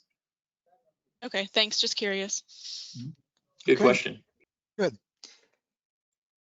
So, is there another question? Yes, this is Vivian Handy. Just a very brief comment, please. Mirroring Hoyt's concerns about bike ped and safety. I would be, and I think Stephen asked this question, I'd be curious to see how that compares to previous budgets, because I'd like to again reference Vision Zero and the fact that we have the unenviable statistic of extremely high bike and pedestrian mortality rates. So it would be nice to see a little bit more money put into those programs versus them being sort of down toward the bottom of the budget. That's it. Thank you. Okay, thank you, Vivian. I would just like to echo Rich Clarendon's comment earlier and suggest that this committee recommend to the MPO a support for moving the West Shore Interchange project back up as soon as funds are available. It's a regional project. It affects not just Hillsborough, but all of our neighboring counties. Any other comments? Can I make a shameless plug before we're done? We're pursuing a build grant for the Heights projects, including some drainage retrofits down there to make it more resilient, and doing some curb relocations and reconstructions to help out with ADA compliance down there. And the goal would be to take that work all the way to Waters if we win the build grant. So anyway, just a shameless plug. If you talk to anybody or hear from anyone and you hear about the federal build grant, obviously that's a great project. And like I said, that sets up the corridor for streetcar extension, for eventual BRT and transit lane down Florida, and for wide sidewalks and drainage improvements. So just a shameless plug. If you hear anyone talking about it, it's a good project and we're pursuing a build grant. So appreciate it. Justin, it's Christine. Can you, if you have a letter of support, can you email that to me so I can chime in for the request? We are working on the letter right now, and I believe you'll be seeing that. It'll be coming to the committee pretty soon. So anyone that would like to sign or also present a separate letter of support, we greatly appreciate it. So thank you.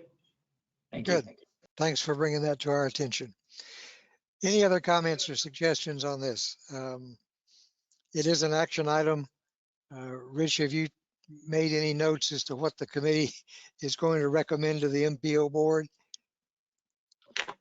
Well, I've been keeping notes, keeping track of what people have said. I think in order to convey something to the MPO board as a committee, though, you probably need a motion of some kind. Okay. Does that motion need to be project specific, or? Well, it doesn't necessarily have to be project specific. So for example, the comment and concern over breaking out, getting a better breakout of spending on bicycle, pedestrian, complete streets type projects, is not is not specific to any one project, but is something that you could certainly put into the form of a motion and convey to the MPO board so that we could reflect it to DOT. Okay. Christine, would you like to make such a motion? Yes, Mr. Chair, I would like to make a motion that we, that the CAC request that FDOT pursue the bicycle and pedestrian and micromobility facilities as a portion of each of these projects, so that we can, so the community is aware of how much is actually being spent on these improvements. Okay. We have a motion. Is there a second to Christine's motion? I'll second that. Stephen Hollencap seconded. Also, I saw Nikki Rice had a comment to get to at some point. Oh, I'm sorry. Let's take action on this motion. Is there any discussion on the motion that Christine made? Again, let's just do this by a voice vote. All in favor, please say aye. Aye. Aye. Aye. Aye. Aye. Any opposed? Aye. Any opposed? The motion passes. Thank you, Christine. Nikki, did you have a comment? I did. Good morning. I apologize. I'm kind of under the weather. I believe also it would be important to reiterate that in regards to the Fowler Avenue project, we had already made commentary to the MPO board that we had questions and concerns about the proposed project, and yet that's still here as being funded. May I remark on that? Yes, please. Mr. Chairman? Yes, go ahead, Rich. Yeah, we are aware and actually have that under unfinished business to talk about. So you may want to wait until we get to that part of the agenda. Okay. And then if we need to add something to our comments related to the tentative work program, we can certainly do that at that time. Okay, that was one concern. And the other concern was I wanted to make sure that we brought to light some of the concerns that Hoyt had brought up in regards to the way that cost is being used for these resurfacing projects, since it's a huge portion of this budget, that there were suggestions made in regards to concrete versus asphalt.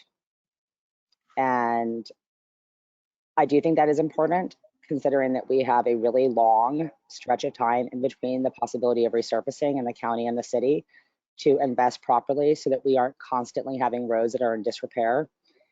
As well, every time I look at this budget, and recently I've been showing the document, I wanted to say also I appreciate being sent these documents. I had some of them already, but being sent in the mail.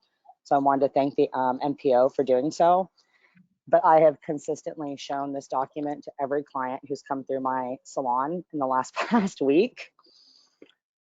And every single one of them is absolutely horrified at the way that we allocate funding in this budget simply to resurface and expand roads.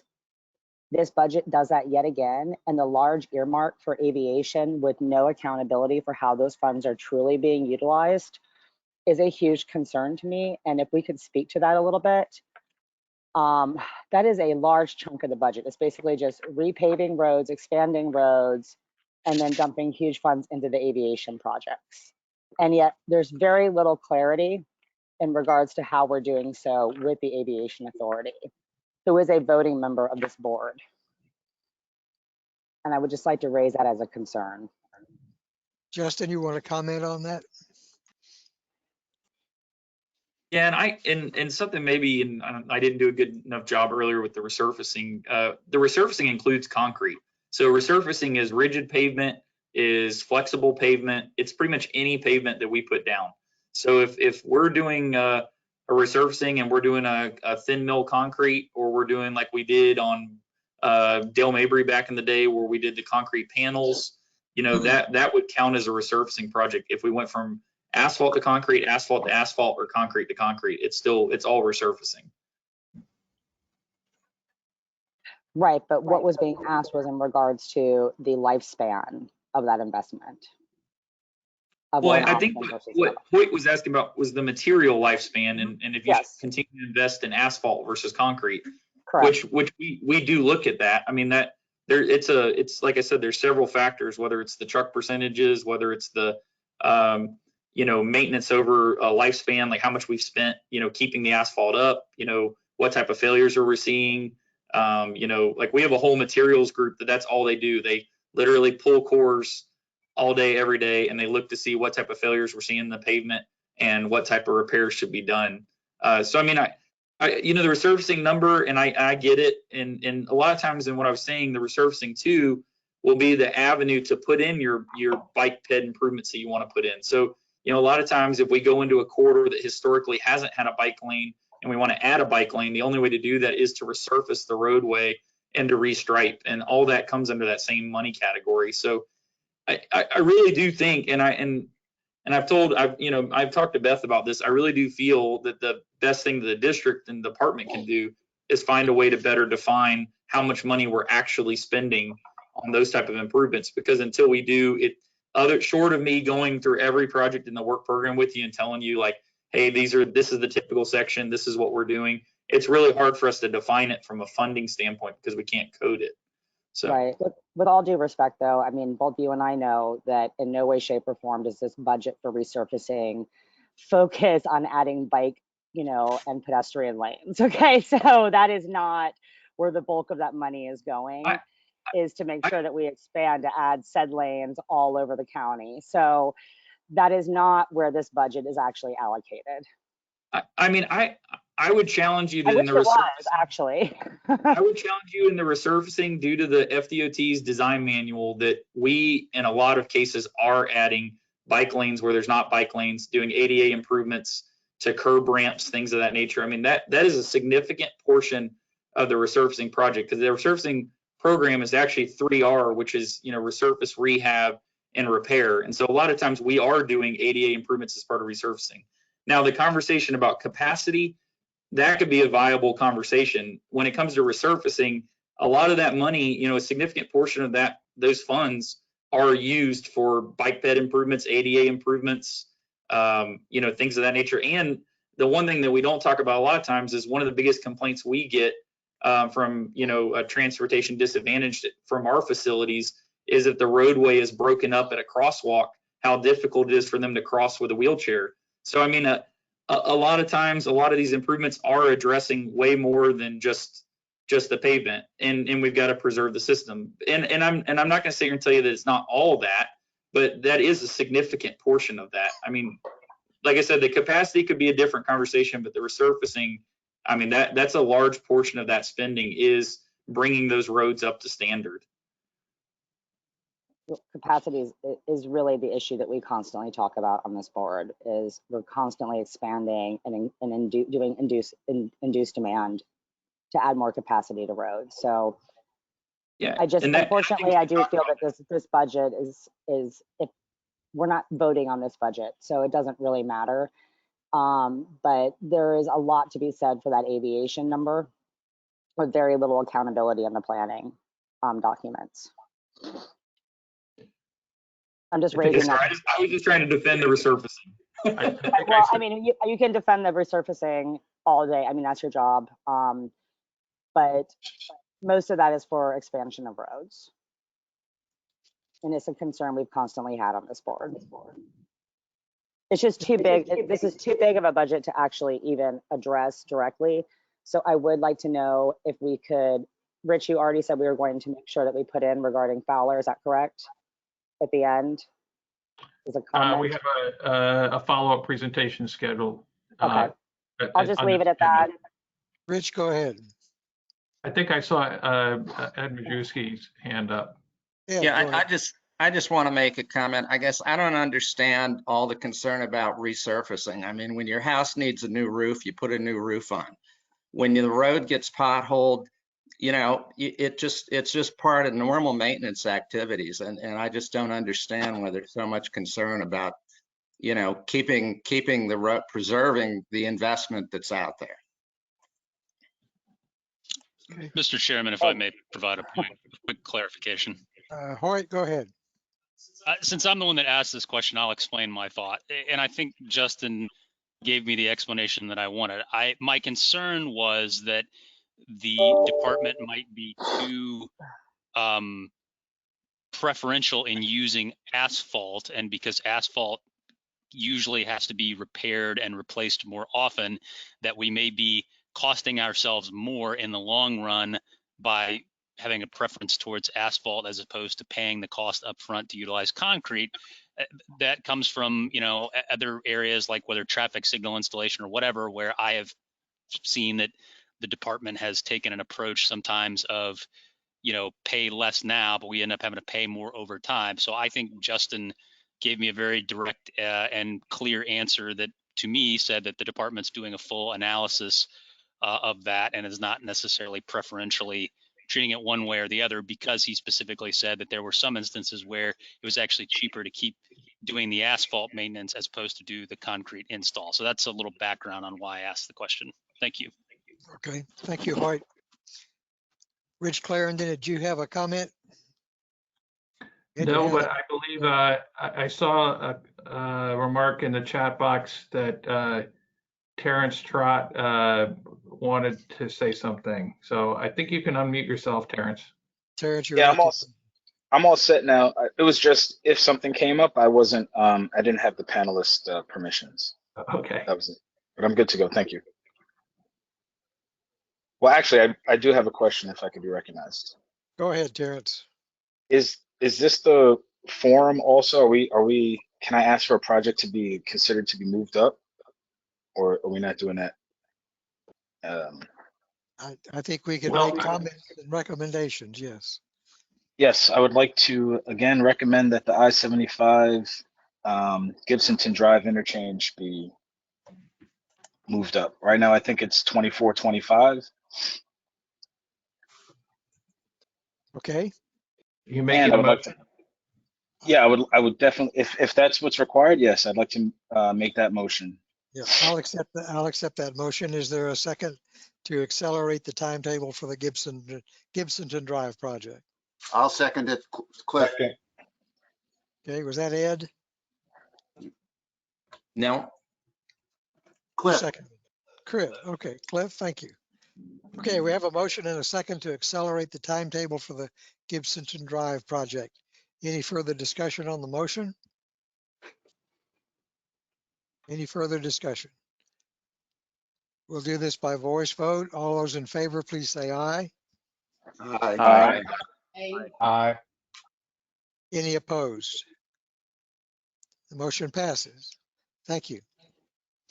And Any may I just comment that I think it's supposed to be a diverging diamond, and I think that is amazing. And I'm proud of whoever kind of helped come to that decision. Good, thank you.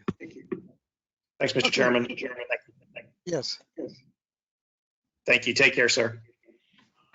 Thank you very much, Roger and Justin. We appreciate it. You guys have a good one. Thank you. Okay, let's move on to our next action item, which is the Unified Planning Work Program. Allison, are you going to do the presentation? I am. Good morning, everyone. Hey, Rich, would you like me to show my screen, or can you show my presentation for me? If you have it queued up, we can make you the presenter. If you have it there, I do, but given the TAC meeting, it might be safer we did it on your end. I will see what I can do. Hang on a minute. Let me introduce myself. My name is Allison Yam with the MPO staff, and I am, one of my roles is the Unified Planning Work Program manager, but I would like to introduce a new member of the MPO team. I don't know if you can, here he is, to the right of me, Mr. Jamal Wise, who's our new grants coordinator, and will be helping us with the work program as well as pursue some discretionary grants in the future. So just wanted to welcome him and introduce him because you'll be seeing him with this work program in the future as well. Okay, thank you, Allison. Thank you. Morning. Okay. So what you have before you today, and before I start, thank you for coming to this meeting, so we may have this action item, and it's fairly brief. I only have about 5-6 slides. So this is a routine amendment to our fiscal year 21-22 Unified Planning Work Program, which, as Rich explained before, is our business plan internal work program. Next slide, please.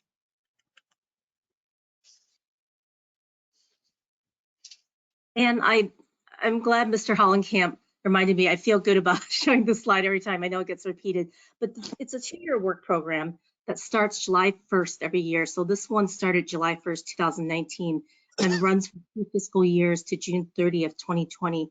And it does in detail outline all our major planning tasks that the MPO staff works on, and is a compliance document that documents our federal and state funding and how we coordinate that funding. So you'll see, you know, HART planning funds and some DOT information in the appendix of the document. And we do need this to comply with federal and state laws, which is why we're doing a formal amendment when we make a change before you today. Next slide, please. And the whole document is in the link in your packet, by the way. So specifics for today, what we are amending in the plan is we are truing up, we get an estimate for our Federal Transit Administration funds, and we are truing that up for this year. It's called the FTA 5305 funds, and you'll be seeing that in a minute. We're also doing some minor internal budget adjustments to the tasks that the MPO staff are working on. So we rebalance this based on work activity. So there'll be some movement between tasks 1, 2, 3, and 6, as well as some minor clarifying tasks for text for tasks 2, 3, and 5. Next slide, please. Okay, I just wanted to show you a picture of the actual budget table, and you actually also have this in your packet. But there are 2 major parts that are being changed. So that column to the left with the blue circles, there's green and red text, but essentially we are moving some funding from task 2, 3, and 6 up to the top task, transportation planning management. That's for 2 reasons. One, we've had to do more compliance activity and things that go along with managing the new work situation, but also because of the current pandemic situation, we've had a decrease in our anticipated Federal Transit Administration budget. So that's that green circle at the bottom of the chart. And we've had about a 20% budget decrease, so 131,000. That was the state and local match portion of our grant that will now be replaced with something called a soft match. And that's really kind of in-kind state toll credits. It doesn't translate into actual funding for our agency. So we're trying to make up with that through other areas in our tasks, in our budget. Next slide, please.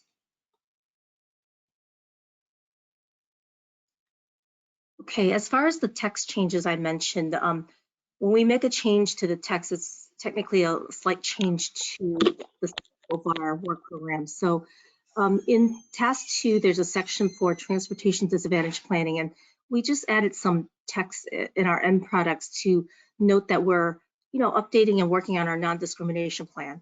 In task 3, that's the long-range transportation plan and data monitoring task.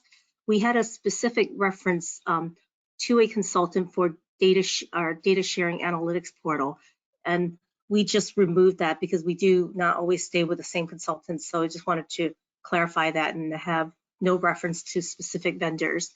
In task 5, that's our public participation pass, and we simply added a word that we will comply with the Title VI and non-discrimination and limited English proficiency plans. Just added that word. The Title VI and non-discrimination and limited English proficiency plan was always in there, but as I said, just trying to clarify some language. Next slide, please. And really that was everything we needed to change today. And what we're asking for today, after I answer any questions you may have, is for you to approve these budget adjustments and task changes.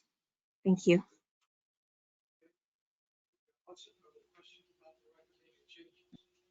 I can't quite hear. Bill, I'm not hearing you. Yeah. Try that. Okay. Thank you. Thank you, Allison. Do we have any questions of Allison about these recommended changes? No questions? Do I hear a motion to recommend to the MPO board these recommended changes? Someone care to make a motion? Motion to recommend. Stephen Hollenkamp made a motion. Is there a second? I'll second. Alexis, did you second? Sorry, my mic was off. I second the motion. Okay, Alexis second the motion. Any further discussion? Chair, Yes. I have I guess it's discussion. Rick Fernandez, go ahead. Allison, can you hear me all right? I can hear you fine, Mr. Fernandez. Thanks. It's Rick, please. We've been around this enough. First names are fine. I appreciate it. When we have these presentations, a lot of times I'm left with the sense that it all sounded great, but if somebody asked me over a cup of coffee what it is we did here today and what we approved, I'd have a hard time explaining it to somebody over a cup of coffee over a period of 60 seconds to a couple of minutes. Could you give me the elevator pitch about what it is we're being asked to do and what this action item really does? Sure. So we are being asked to approve, actually, maybe we can go back to the first slide. I'm sorry, the third slide, which summarizes what we were doing today. Okay. So we have an adopted 2-year unified planning work program, which details it's like an internal business plan that Rich mentioned earlier, and it details all the work that the MPO does. And so when we have a project or a contract or do something, it has to be fit into the scope of this work program. Now, periodically, we have to make adjustments to it. For example, we made an estimate when we adopted this plan of what the Federal Transit Administration funding was. And when they came back to us with the actual allocation number, we need to update our plan to reflect that. So that would be item number 1. Item number 2 is in the beginning of our work program, 2 years ahead of time, we estimate where we'll have to expend funds for, in this case, project work that the staff works on. So that's the planning management task, the system planning task, our work on the long range plan, and our work on data monitoring, and our work on regional coordination. So depending on how that goes in a quarter or during the year, sometimes we end up doing more work in one task than the other. So we balance, our accountant helps us balance that, so we may be able to pay our bills basically. And for the last 2 quarters, we've had to make some changes because we've shifted to an online format. We've done different types of public engagement, and it's resulted in a little more money being spent in task 1. And also we've had a federal certification. So we've been spending some compliance activities money. So that's why we shifted some money from 6, 3, and 2 up to task 1. And another reason we did that is because I mentioned that due to the pandemic, there's a slight decrease, a 20% decrease in Federal Transit Administration funds, which we actually use to fund staff work on planning activities. So we're basically making administrative adjustments, but whenever we do that and it requires a budget change or what might be characterized as a change in the scope of project is this whole document, right? It's the scope of what we work on. Then we have to come before the TAC, CAC, and MPO and ask the MPO for approval on that. Also, as a part of the FTA funding, there's a contract that our agency has to sign. So we need to get the actual budget before you and get the blessing from the MPO before our executive director Beth can sign off on the contract to receive that money. I'm sorry, that's probably longer than an elevator speech. I hope no one ever has to hear that as an elevator speech, but essentially this is the sort of like the inner working plan for the MPO. Did I answer your question, or am I still, was that? I think you did the best you can. I appreciate that. I'd be happy to sit down with you and go through the whole thing if you feel like it.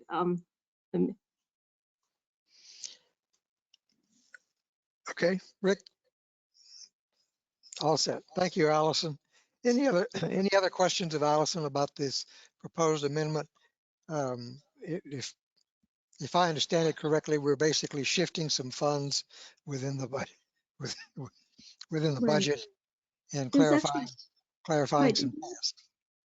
right, there's no change to the bottom line of the budget. It's just that, you know, when you make an estimate, you do the best you can, but then work doesn't always get charged to a specific task. It's a little bit the inner workings, or maybe the sausage making for how the planning work is done. Okay, thank you. Any other questions? Hearing none, all in favor of adopting this amendment and recommending it to the MPO, please say aye. Aye. Aye. Aye. Any opposed? No. I hear one no. All right, the motion passes. Thank you, Allison. Thank you for all your time. The next item on our agenda is the first of the status reports. Is a school siting coordination project. Amber Yes, Dickerson, are you available?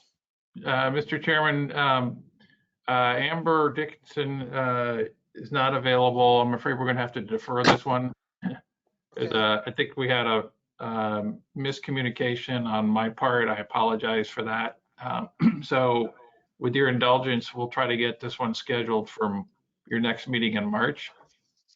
Okay, we'll defer this item and hopefully revisit it in March, because I think it is important.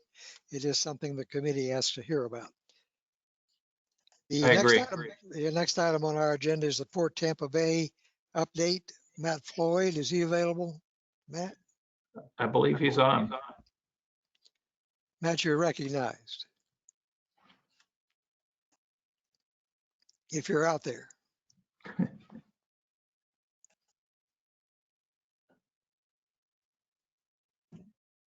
All right. Maybe experiencing some audio difficulties. We can come back to that item. Well, or do you want to do I don't see him on, actually. He was with us earlier, but he may have had to drop off. Okay. Sorry. All right. Item C on the agenda is the HART Transit Oriented Development Study. Nicole McCleary, are you on? Good morning, I'm here. Good, you're recognized for your presentation. Thanks for joining us. Great, glad to be here. Rich, do you have my presentation? I think I do. Okay. Let me just see if I can get to it. Okay.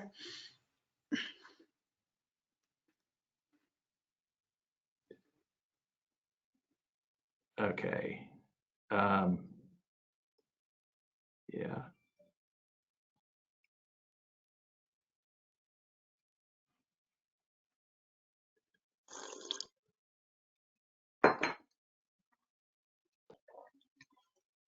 Can you see that? We still got DOT. Okay, let me try this.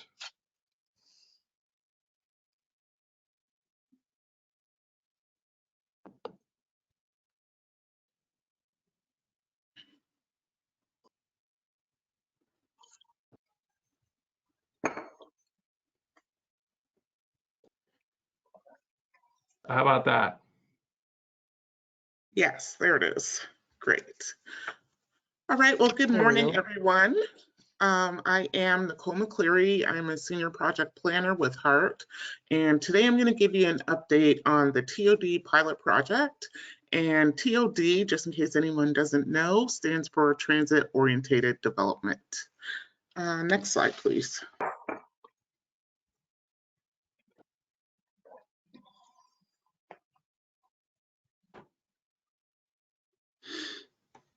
Okay, so really this project is focused on the future of the communities along the planned routes for the HART Arterial BRT project and the city of Tampa's Streetcar extension. So The results of this project, we will have recommendations for land use and development, economic development, anti-displacement and affordable housing recommendations, as well as neighborhood conservation, and then multimodal mobility. Next slide, please.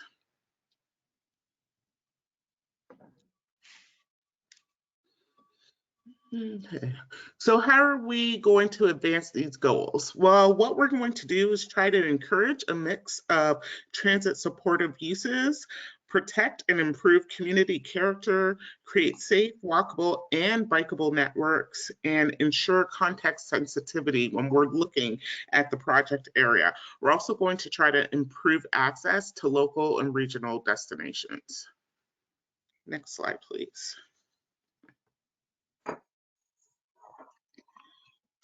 Okay, so I'm going to give you a little bit of background about our project team. We have an awesome project team, and really HART is the project sponsor, but we have several partners within the study team. That includes the City of Tampa, Hillsborough County, Hillsborough MPO, and the Planning Commission. We also have a working group, which I would invite anyone that's interested in joining.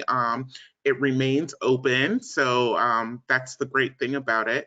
And it includes neighborhoods, association representatives, major property owners. We have developers as well as institutions within the study area, such as schools and hospitals, recreation centers.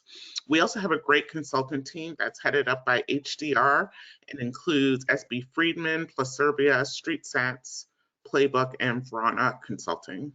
Next slide, please.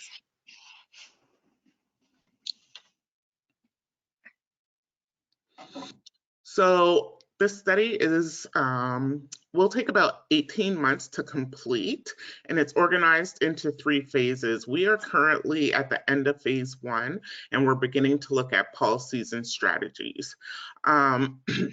So we're pretty early in the study area, and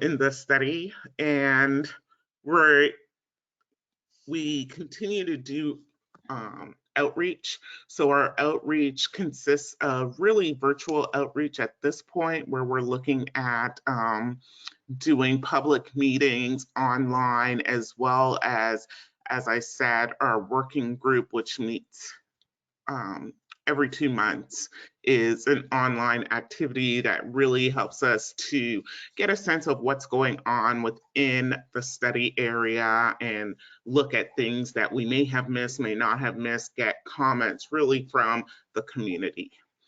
We plan to complete this study by the end of September next year, or sorry, this year, 2021. Next slide, please.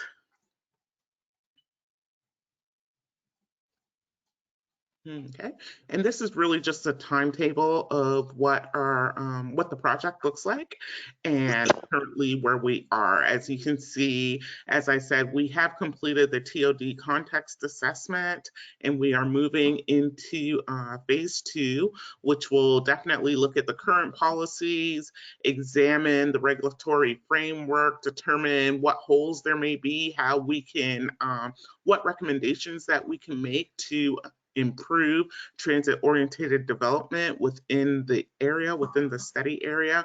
We'll share that with the working group, as well as get their feedback and input, and continue to work with the city, Hillsborough County, the MPO as well, to ensure that those policies and recommendations that we set forward are actually implementable.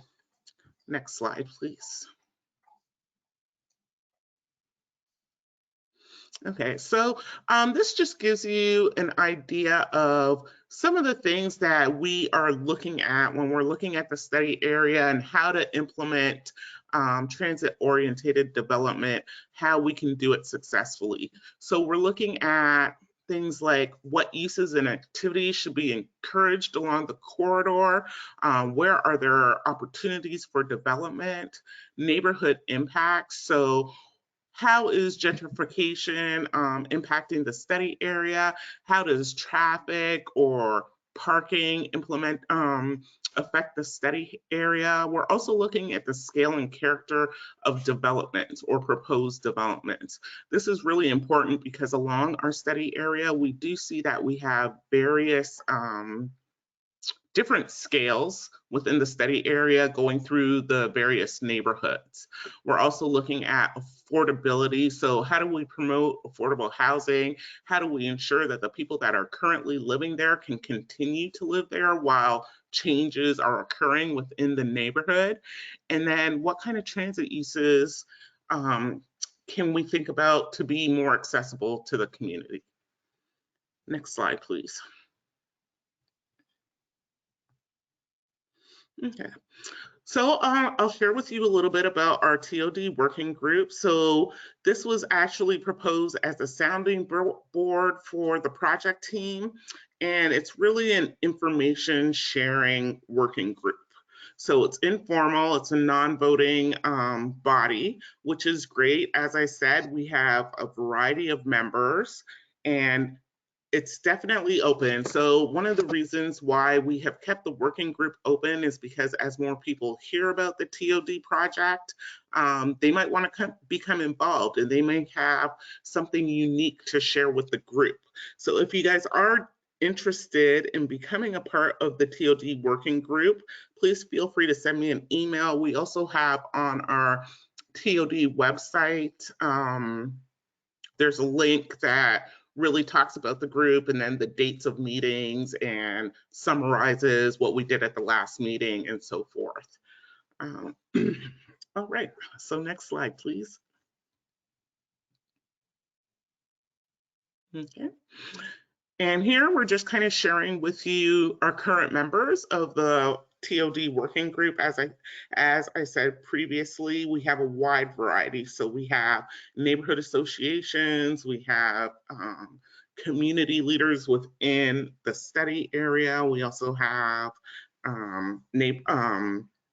not just neighborhood organizations, but institutions and businesses within the study area. These are also listed on our website. Next slide, please.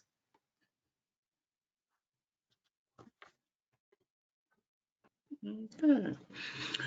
So this is actually our website. So as I said, you can go on the website at www.gohearttod.org and really get an idea of where we are within the study, what's been going on. We're also listing our group meetings, listening sessions. We'll provide you with updates of when our workshops and charrettes will be. Next slide, please.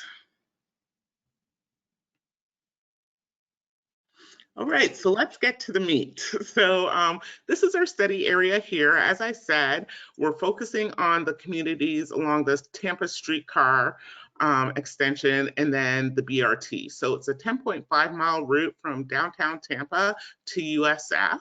And then we're really focused on those areas that are within a half-a-mile walking distance of planned stops for the Tampa Streetcar extension and the BRT corridor. So we've organized it into 5 specific neighborhoods that all have really different characteristics. I'm sure you're familiar with most of them. I mean, it really made sense to kind of break it up that way. So we're looking at downtown Tampa Heights, Seminole Heights, Florida, Nebraska, North Florida, Nebraska, and then the USF area. Next slide, please.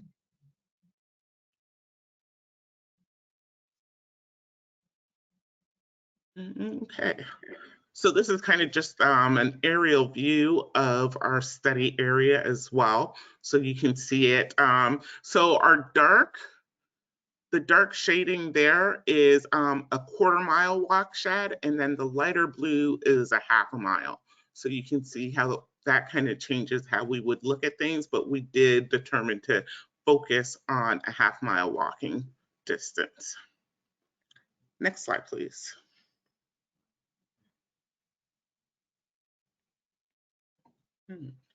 So we are currently working on the context assessment. We've actually completed it, and when we looked at the context assessment, we're really trying to understand what's going on in those existing neighborhoods. So we're looking at existing market conditions.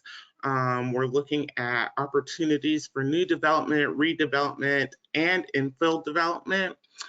We wanted to understand the goals of each of those communities and assess the affordability and equity.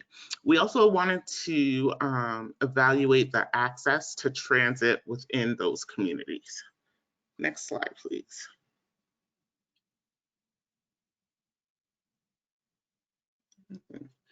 So here are some of our study area projections. So we know that we can expect to see a 71% increase in jobs within the study area from 2020 to 2045. And we're also, they're also predicting that we will have an increase of residents of 88%. So we do see significant growth for the community. And then with this growth, we're like, okay, well, where are these people going to go? Where are these businesses going to go? How do we ensure that jobs and businesses in the area are flourishing? Next slide, please.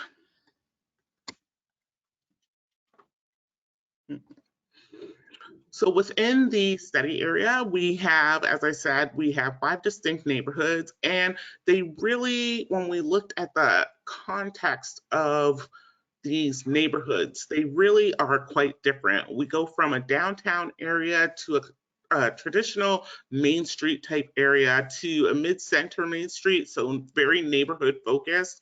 As we get further along, moving north on the study area corridor, we see it's very auto-orientated, and then further auto-orientated to regional centers like USF. Okay. So with that, project recommendations will really be tailored to the specific neighborhood. Next slide, please.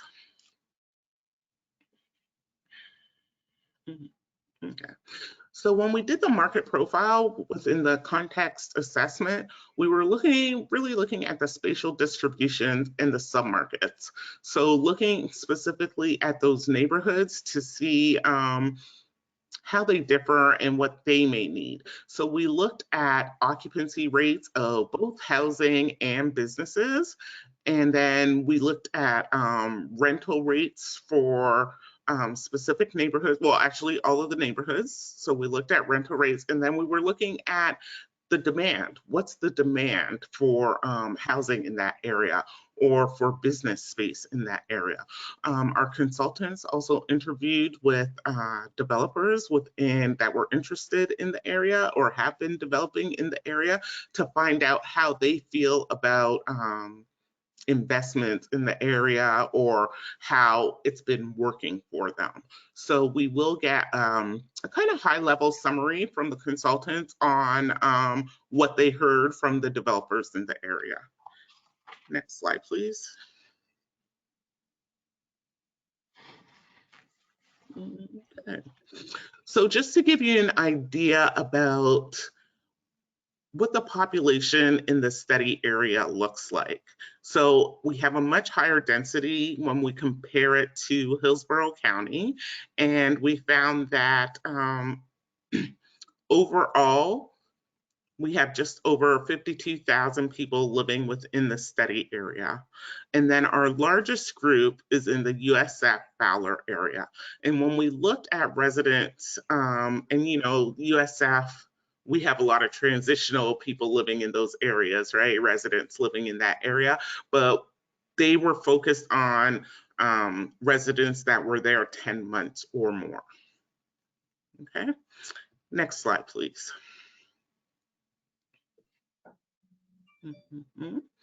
We also looked at the demographic profile of each of the neighborhoods that we have, you know, identified. And we know that the median household income in Hillsborough County is just over $69,000. Within the study area, the median household income was $31,000. And we also know that the study area is very diverse, with Tampa Heights having the greatest diversity. Okay, and then we can see that right in the Nebraska area, I believe it's Seminole Heights has the highest median household income of $53,000. Next slide, please.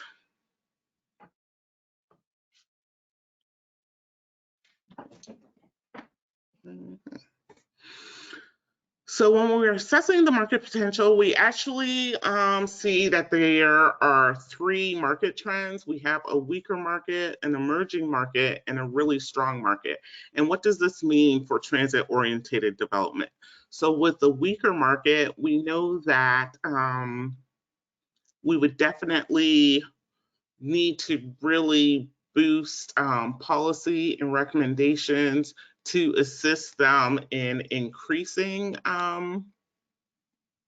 the potential to really help it to look favorable to people who are moving or businesses, to really help them kind of wanting to invest in that area. Then we have emerging markets where there's some investment occurring, but increasing prices may require some sort of way for us to either preserve affordable housing to prevent displacement, or some types of interventions where our policy and recommendations could really,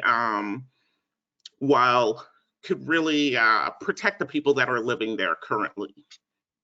And then we have some really strong markets within this study area. And within those markets, transit-oriented development is really happening without much incentives. Okay. Next slide, please.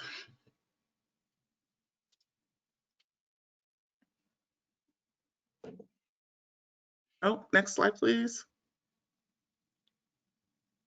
Okay, so this kind of breaks down really what I was previously talking about those 3 markets.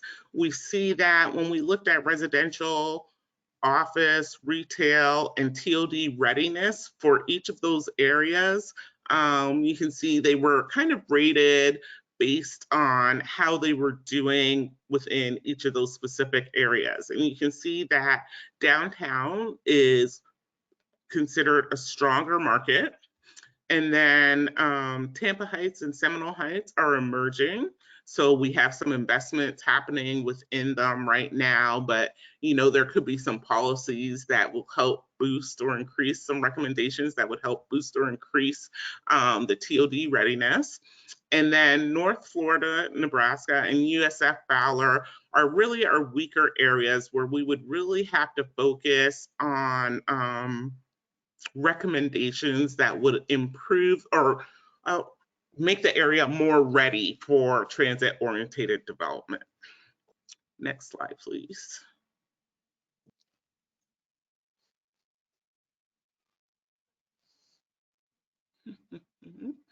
So currently, what our study team is working on is code evaluation. So when we're looking at the code evaluation, we're looking at how the codes will work with transit-oriented development. Are they really TOD friendly? Do they really encourage people to think about using transit versus using a vehicle? Does it really encourage businesses to invest in that area and become a part of that neighborhood? Looking at parking requirements and configuration, as well as building placement and form.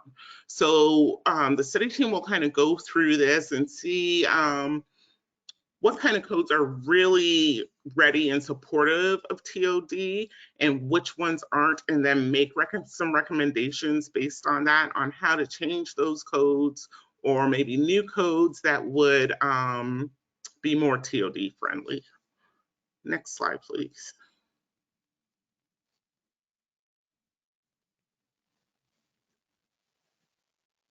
So our next steps is that we're going to have, so we've completed the listening sessions, which were specific direct contact by the consultants with the developers. We will have a high level kind of summary of what they heard, and that would be also posted on our website. We have finalized the context report, and so that is on the website. And there is also a summary, a high level summary report, because our context assessment report is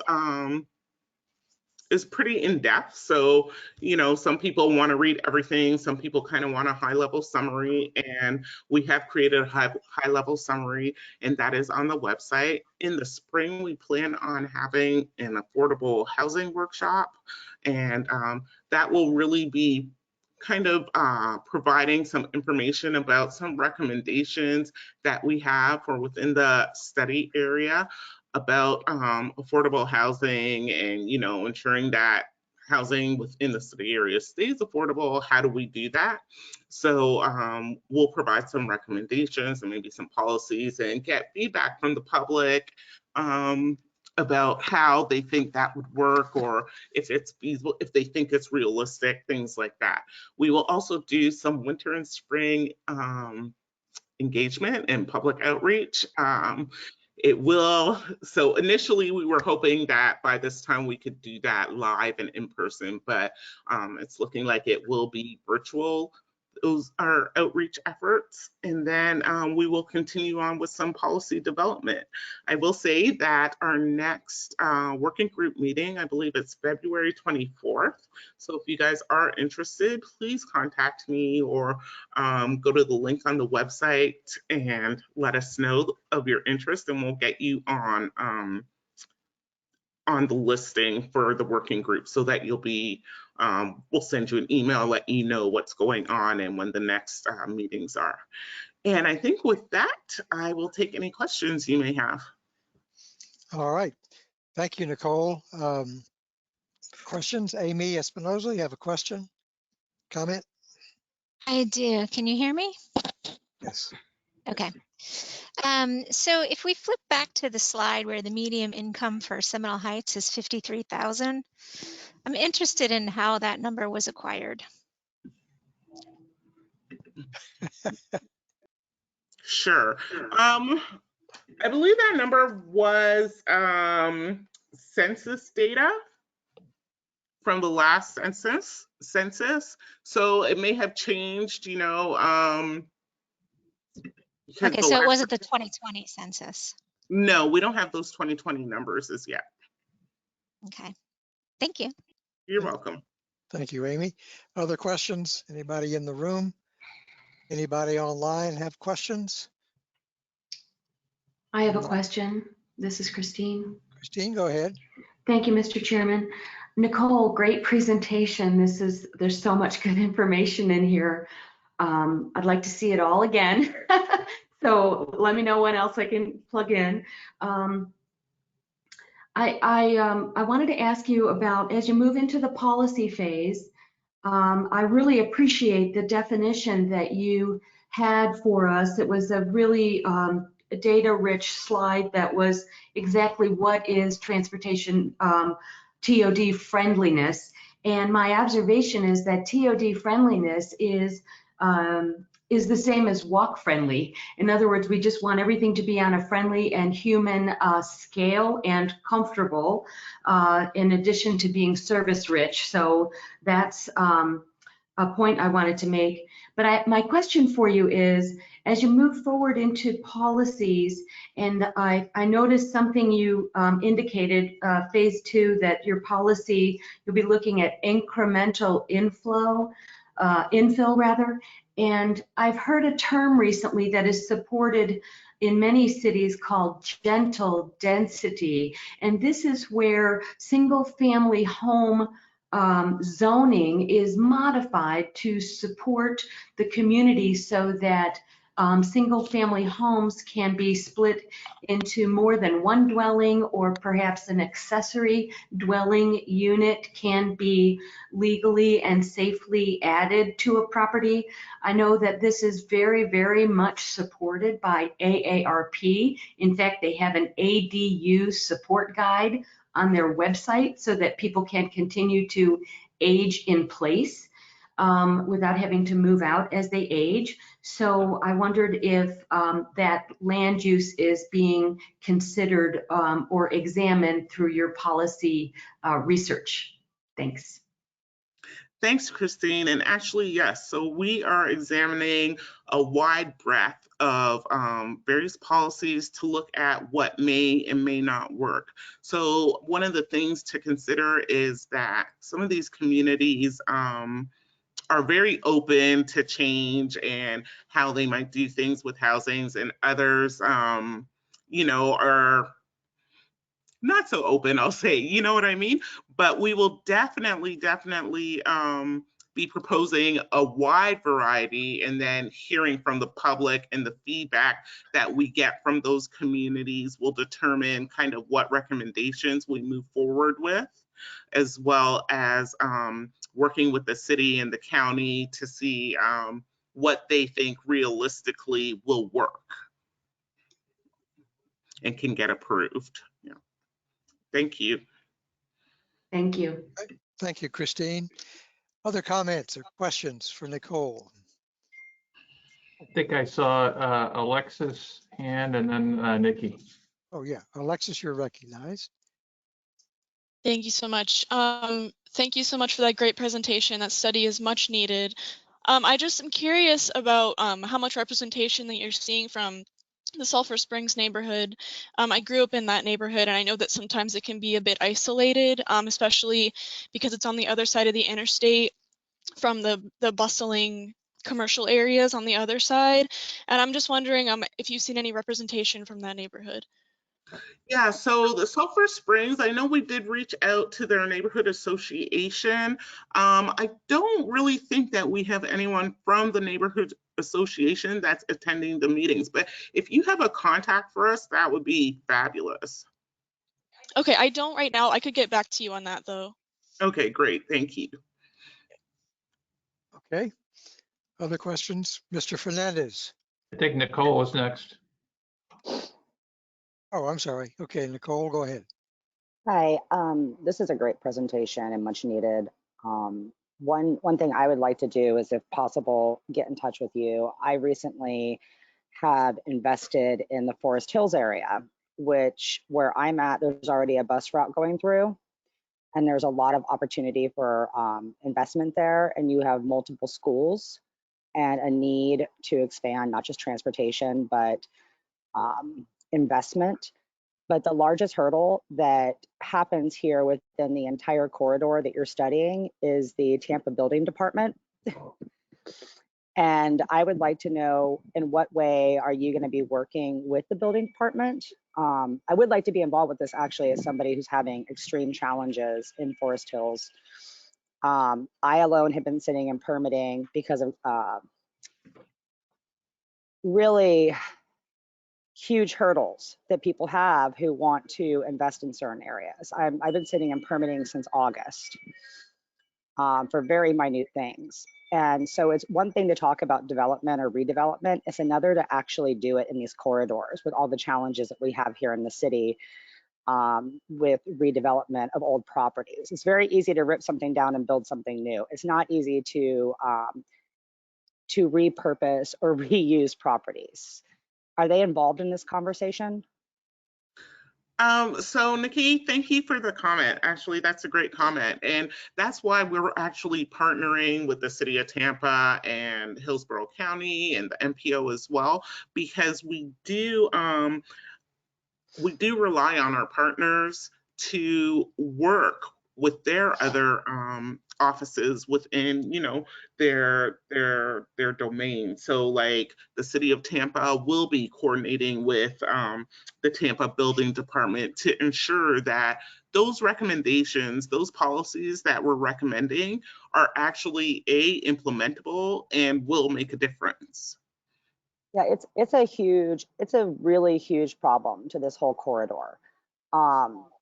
If I were not in a better position, I would be selling that building and walking away from putting my money, and it's pretty much almost bankrupted me. So it's one thing to talk about redevelopment. It's another for people who are independent business owners to do so. Do you have an email I can reach out to? Because I would love to participate because I don't think there's a lot of voices for that area. Yeah, so what I'll do, I'll put my email address in the chat box.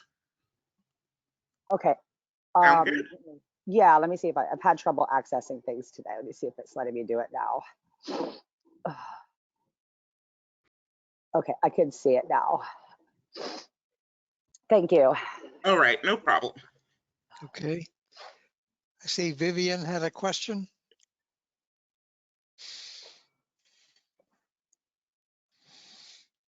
Oh, okay. Rick Fernandez, you had a comment or question? Just a quick question, Nicole, really not a question, just save us a little email exchange. For Tampa Heights Civic Association, could I get you to update the contact and membership on the working group to my name, Rick Fernandez? I chair the Transportation Committee. You now have Shane Regal listed. He's our past president of the association. Okay, sure. I will change that. Thank you, Rick. Yes, ma'am. Okay. Thank you, Rick. Other comments or questions? Well, Nicole, thank you very much. Sounds like you've got a really interesting project that will affect a major north-south corridor for the city. I hope you'll come back in a few months and give us a further update. Thank you again. I will definitely do that. Mr. Chairman. Yes. This is David. I was hoping that Rich, I'm actually on my mobile phone and I can't access the chat box. So if somebody would be so kind and just email me her email address, I would appreciate it. Okay, I'll do that. Okay. Thank you, sir. Yeah. Kind of hard to access the chat box from your phone. So, okay. Yes, it is. All right. The next item on our agenda is some CAC vacancies. Rich, you want to walk us through this? Yeah, so I'm glad we had some robust participation today, and hopefully we can continue that and fill the remaining vacancies that we have. And I did want to just make one correction to something I said earlier. David Bailey actually was reappointed at the last MPO meeting. Actually, he was appointed, I guess, by a different county commissioner. I think he was reinstituted into the CAC by Commissioner Overman. So congratulations, David, on that. You're sentenced to 2 more years on the CAC.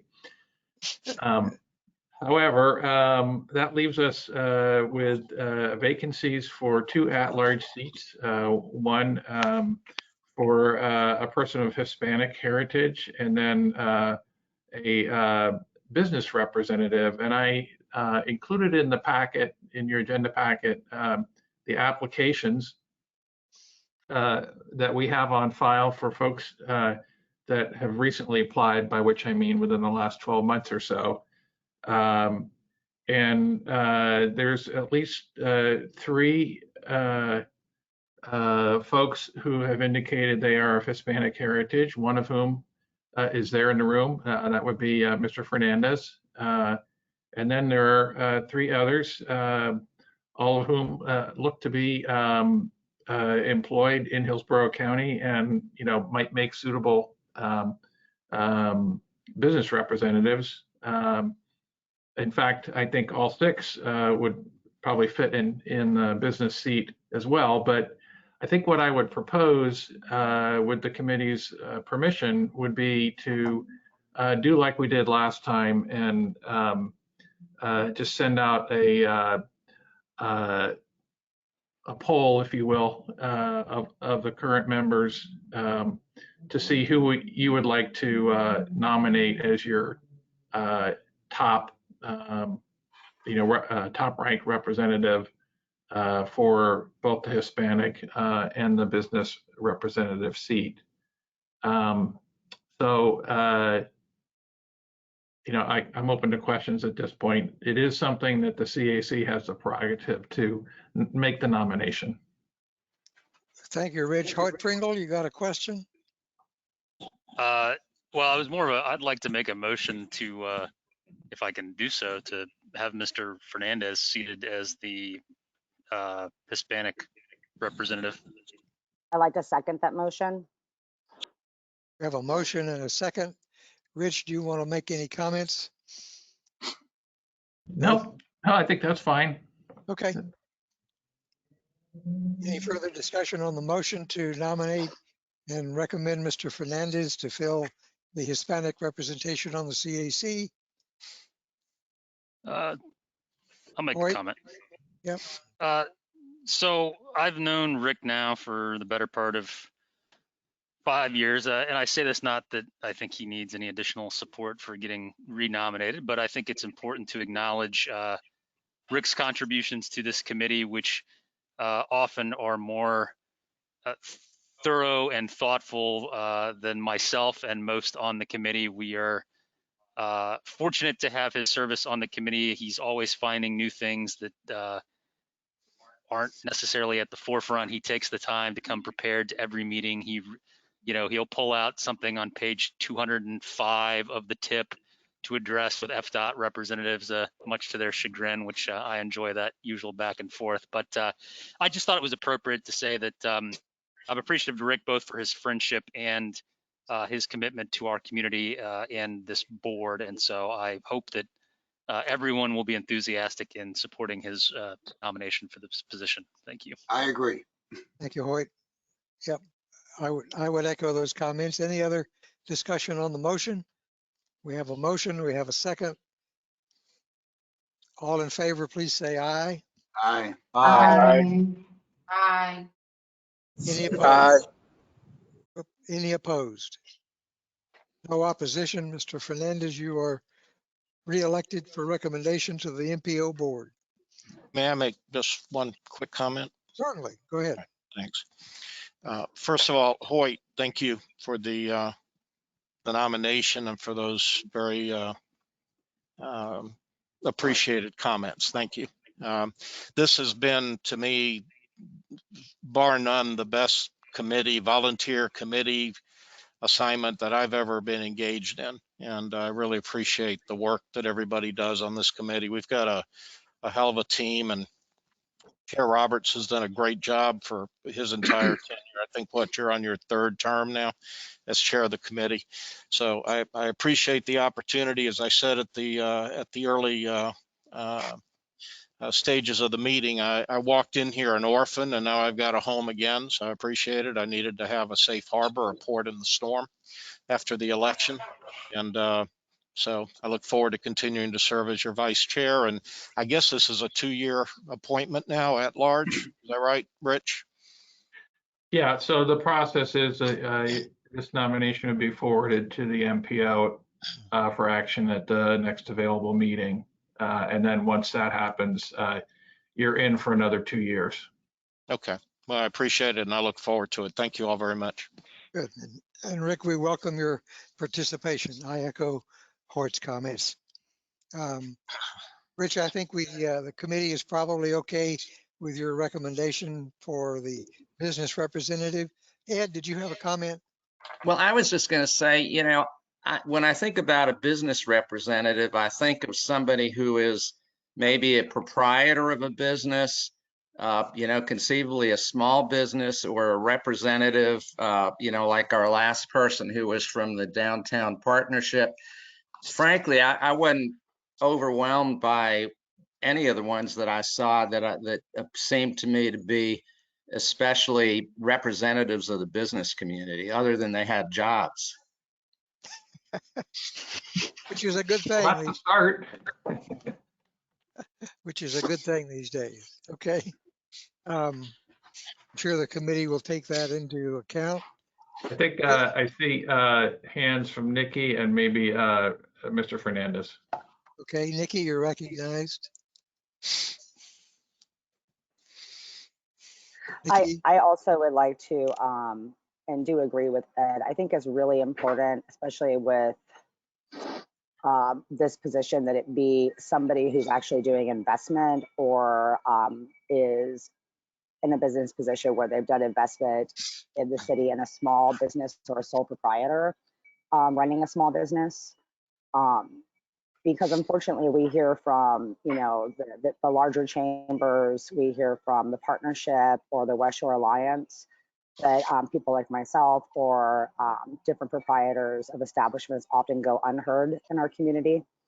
And these, I'm not quite sure how we would get out the word to pick somebody. Are we looking to add different applications at this point? Rich? Is that a possibility?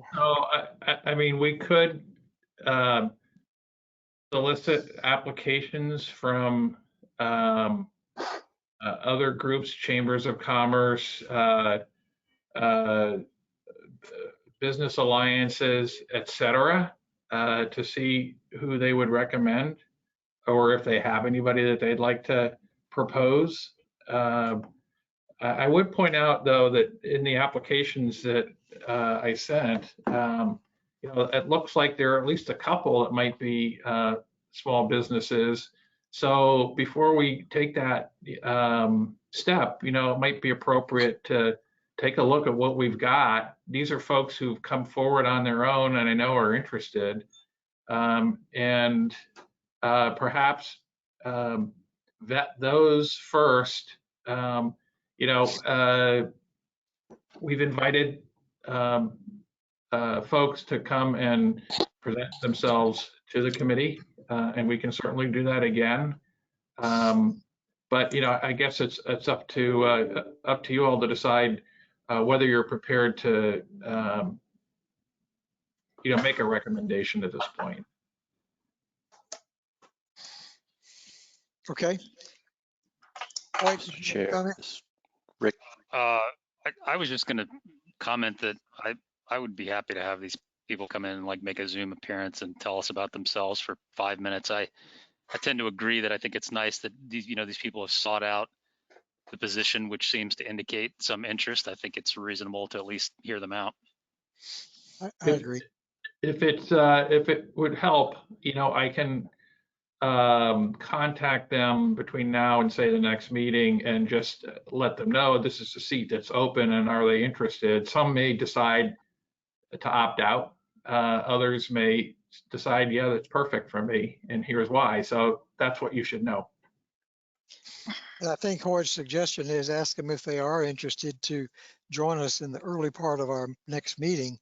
They don't have to stay for the whole meeting, but I think it would be good to have some information about them firsthand. So, okay. I think I see Rick has his hand up. Oh, Rick Fernandez. Thank you. I just wanted to ask a question about applicant Michael Knudsen. I don't know who has their documents in front of them, but in any event, I guess he would be one of the candidates for the business position that Lou Prida just vacated, as I recall. Question 25 and 26, that's where I guess we're trying to elicit information about possible conflict of interest. And he's the only one that I see that has indicated that he has some connection to buy-sell arrangements between Hillsborough County, City of Tampa, and Plant City or Temple Terrace. I guess his employer, Universal Engineering, is a contractor for one or more of those municipalities. Rich, do you have any further background on that situation? That this was a red flag for me. Is there any potential here for conflict of interest that would cause a problem for this candidate sitting here on this committee?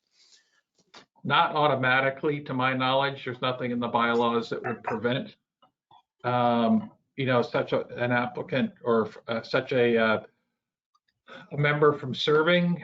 He would have to be mindful, though, of potential conflicts of interest, and if something were to come up that could result in, you know, to his financial benefit or the benefit of his company, he would have to declare such in advance and abstain from voting. That's the one out that committee members have that allows them to abstain from voting, is if there's a declared conflict of interest. Okay. Rich, would it be inappropriate when you contact this individual if you just ask him what that business relationship is so the committee could be aware of it? Sure. Well, if we're going to invite these folks to attend, that's something that you all may want to ask yourselves if he attends virtually.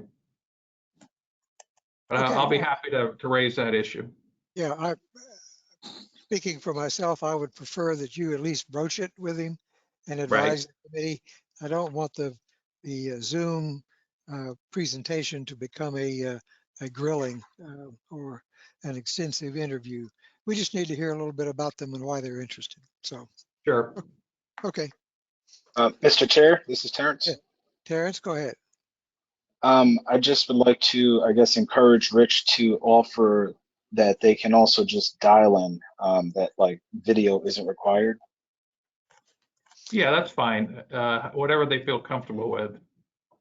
Right. Yeah. I just wanted to be like specific because sometimes when you say Zoom, it has the or whatever, it has the connotation of video, and I don't think that that should be required.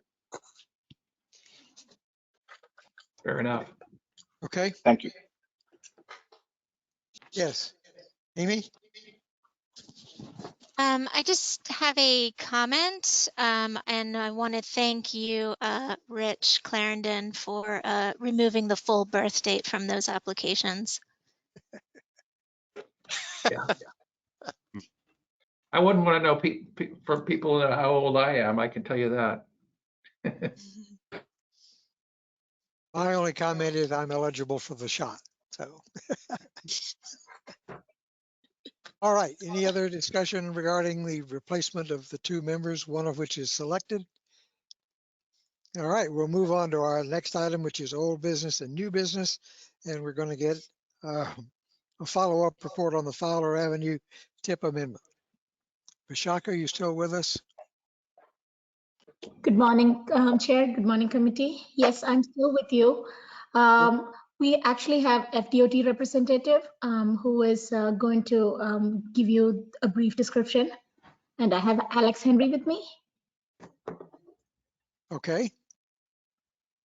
If you would introduce yourself and go ahead and make your presentation. Absolutely. This is Alex Henry, FDOT staff. I'm the district bicycle pedestrian coordinator. Rich, if you could give me control of the screen, I have just one slide to share showing some of the updated concepts. Okay. Michael, can you do that? Can you make Alex Henry the presenter?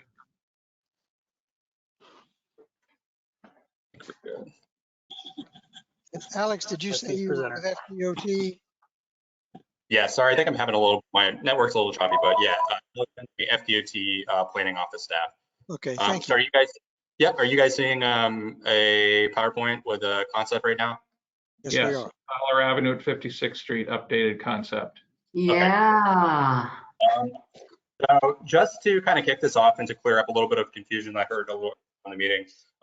So there are actually a couple of different things going on at Fowler that we're discussing here and that were discussed in our tentative work program update. The Fowler Avenue project that was mentioned by Roger and Justin in their presentation is actually a much larger project, a much wider scope project along Fowler that we're looking at, and we've provided funding for in future years of our work program. So we're going to be doing a P&E and looking to implement some of those bigger picture concepts that you saw as part of Ken Spitz's presentation last month, including things like looking at changes to the typical section to accommodate exclusive transit lanes, looking at better and more protected bike facilities, more pedestrian crossings, speed management. All that is kind of being looked at and will be implemented as part of this larger project, which was discussed earlier in our work program. What you saw as part of the tip amendment presentation last month and what I'm going to be presenting today is a much smaller interim project that we were able to leverage some available funding to kind of get in the ground quickly and execute this fiscal year. So just a little bit of background on how that happens, just to give you an idea for some of the constraints that we're kind of looking at as part of this project. Occasionally, we'll have a very fortunate circumstance where one of our projects that's bid for construction the bids come in a little lower than we anticipated. So it's not as expensive as we thought. We have some money that frees up in the current year of our work program, which is great. Kind of a challenge that goes along with that is that when we have money coming into our current year of work program, it can be kind of difficult for us to put it on a new like construction project, for instance.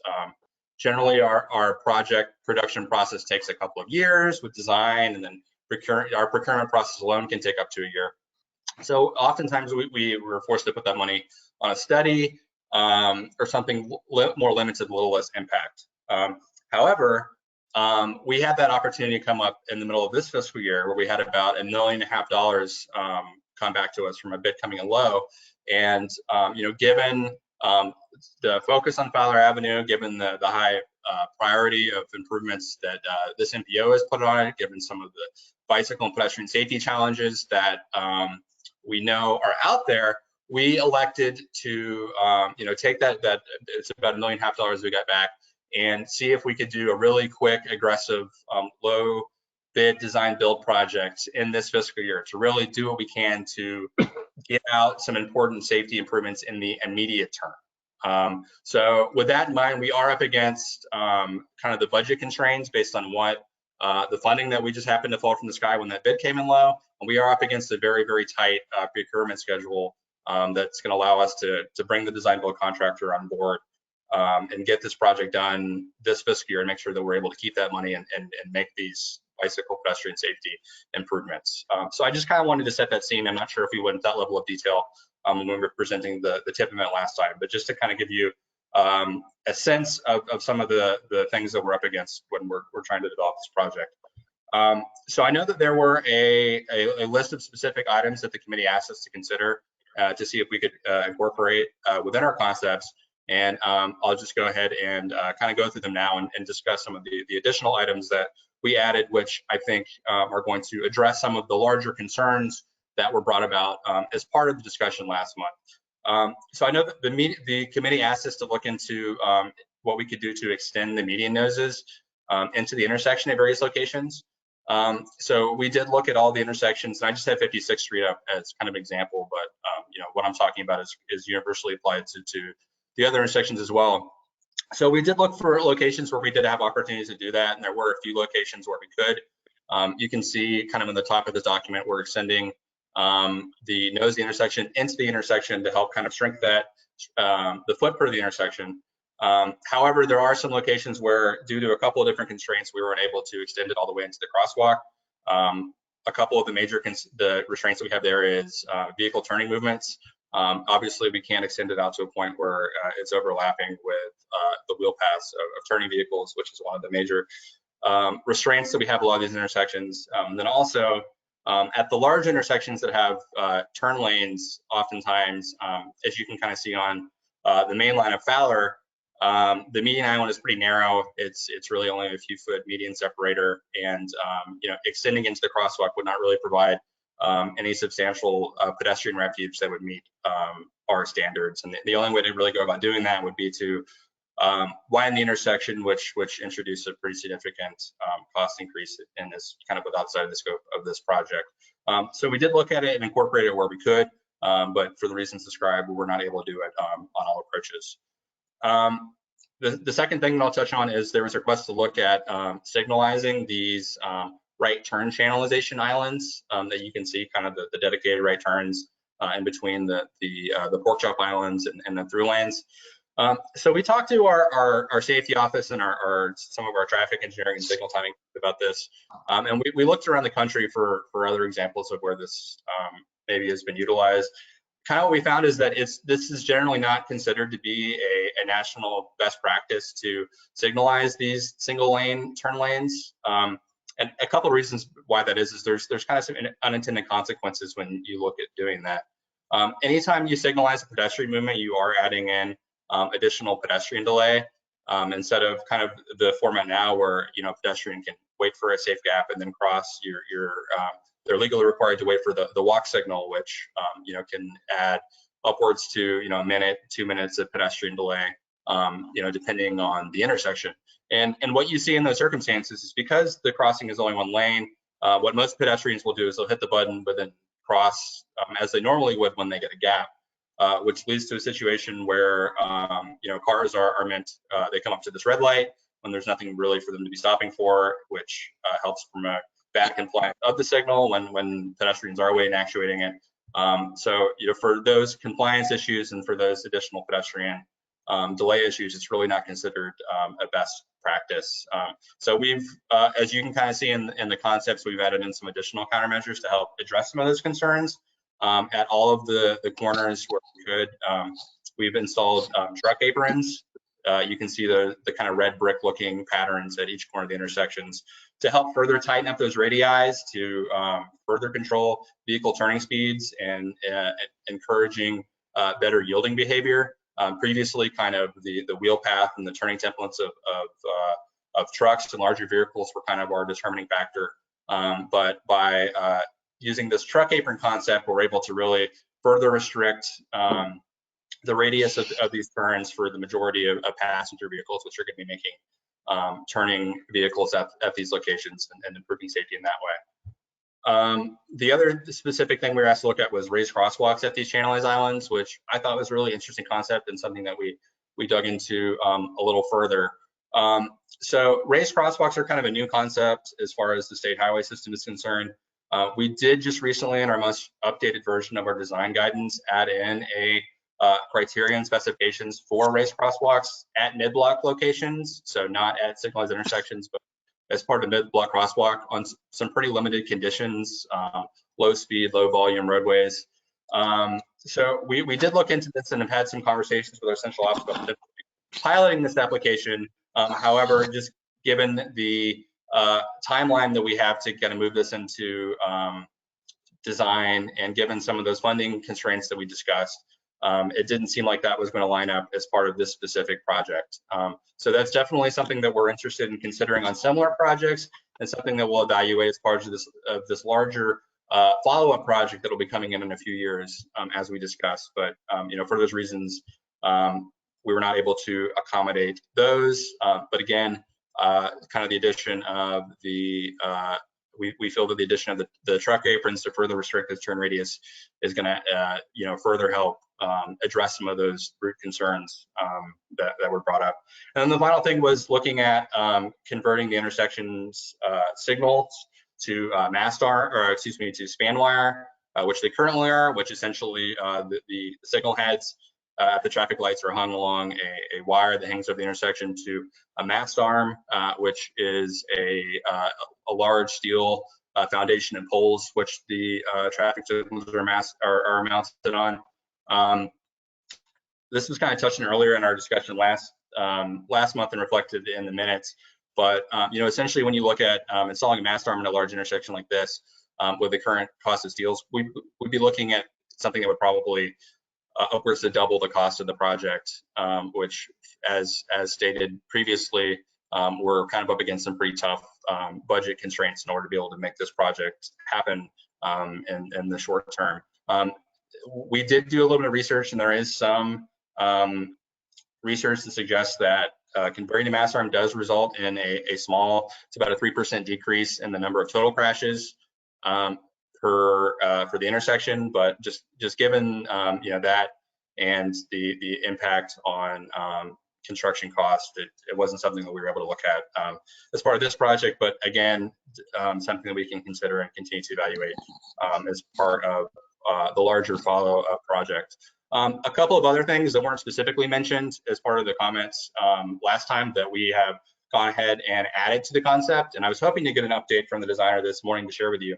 But we're also going to be adding green bike lane markings at the conflict points at the intersection to help bring to attention the potential presence of cyclists and help raise motorist awareness of the potential conflict at those locations, both at the intersections and along the corridor. So that kind of spun out of an independent conversation that we had just internally, where we're not going to be providing that.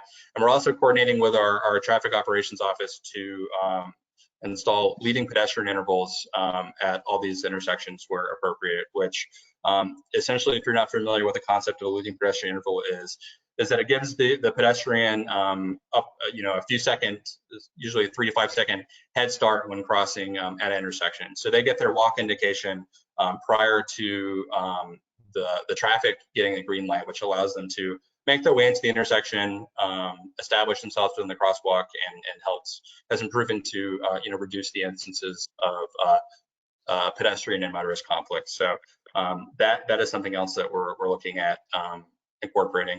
And then I just wanted to highlight too, just to help highlight some of the general benefits of the project too. So you can kind of see, just looking at this intersection, just the sheer amount that we're kind of shrinking this intersection. You can see the old white pavement markings on either side that show where the old crosswalk locations are. By implementing this design, we're really significantly reducing the distance that pedestrians are having to cross in a single crossing. So just for this intersection alone, we're reducing this pedestrian crossing distance across Valor by more than 25%, which is pretty substantial, which obviously helps reduce not only pedestrian exposure, but also allows us to drive down our signal timing, which can result in lower pedestrian delay at these signalized intersections too. So just to reiterate, we know that this project is a little limited in scope and that it's not solving all the issues along Valor Avenue. We're hopeful that this larger follow-up project will be able to address a lot of the concerns with speeding and bicycle facilities and continue to build on this. But this project is really just the department's effort to leverage some funding that we happen to get off of a different project and pursue a really aggressive design schedule to make it happen. So with that, I'd be happy to take any additional questions or comments that you have on the concepts. Okay, all right. Comments from the committee? Questions? Looks like Ed has a comment. Ed, go ahead. Yeah, I just wanted to ask on those right turn lanes that are channelized, if I understood what you considered was having an additional pedestrian crossing signal there, and what I think was actually suggested was that there be the possibility of a post-mounted traffic signal that would basically stop people from making that channelized right turn movement when there was pedestrian activation. Correct. Yeah, I mean, that was the situation that I was describing as well, as a signalization of the channelized right turn lane. Okay. Again, yeah, as we've kind of seen, that does cause some issues with compliance, and it generally isn't considered a best practice. Okay. Thank you, Ed. Let me just add to that. The comment was also made by our committee that at the very least you might be able to install some post-mounted signs that said yield to pedestrians. Yeah, and that's great point. That's a standard that we really do with all of our intersection projects now. We've even taken a step forward to update our signage to reflect state law, which says to stop for pedestrians and crosswalks. So I don't see that reflected here. This is a little bit more of a high-level concept, but that is definitely something that we will include as part of the design. Good point. Good. Thank you. Other questions? Mr. Chair? Yes, go ahead. Thank you. This is Christine. I just want to say thank you to Alex. You really, took our request for modification seriously and reworked a lot of this. It's hard to tell the scale from this image. I just want to be sure that these pedestrian refuges that they're physically big enough for a person in a wheelchair to, to have to wait there for a couple minutes, and also a person with a bicycle or a cargo bike or a bicycle that includes a children's trailer. Do we have the space that is needed for those individuals? Yeah, that's a great comment. I don't have the exact dimensions handy, but what I can say is that we have minimum, just for those exact reasons, we have minimums baked into our design standards that take into accommodation cyclists and people using personal mobility devices or wheelchairs. So these were designed with those standards in mind, which which have ADA and ProAg considerations baked in to make sure that they are wide enough to accommodate those users. Good. Thanks, Alex. Thank you, Christine. Any other questions? I can't see everyone, so if you have a comment or question, speak up. Okay, hearing none, I want to thank you for coming and giving us that very informative update and for taking our comments and concerns into consideration, Alex. Great, thank you all. Thank you. The next item under old business or new business is the T-BARTA CAC report. Rick Richmond? I think Rick in the chat box said he had to go at noon, which was 3 minutes ago. So he'll be back at the next meeting to make that report, unless you want to make it for him, Mr. Chairman. I think I'll let him make that report. Okay. Okay. So I'll remind the committee our next meeting is March the 3rd at 9 a.m. I'm assuming Rich will be meeting virtually except for our required quorum number. Is that correct? Yeah, that seems to be the protocol for the time being. And, as long as we can make it work, we will do so. I do appreciate everyone who showed up in person today. And I think that, it's voluntary on the part of the members as to who shows up in person, but I'd like to try to distribute the load a little bit. So if you get those requests in the future and you have the ability to show up, we really appreciate it. That's really the only way we can hold votes and, conduct business officially. Okay. And let me remind you to see if Amber Dickerson can come back for our next meeting and give her presentation. Yeah, I'm going to work on that for you. Thank you. Any other new business to come before the committee? For those of us in the room, Rich has reminded us to take one of these wipes and wipe the keyboard. Those who are with us virtually, thank you so much for your time and your dedication to this committee. We got a lot done this morning, as we usually do, and the meeting is adjourned. Amy? Thank you, Mr. Chairman. Amy? Oh, go ahead, Amy. I can wait. Thank you. All right. Okay. Anything else? Thank you, everybody. All right, we're adjourned. Thank you.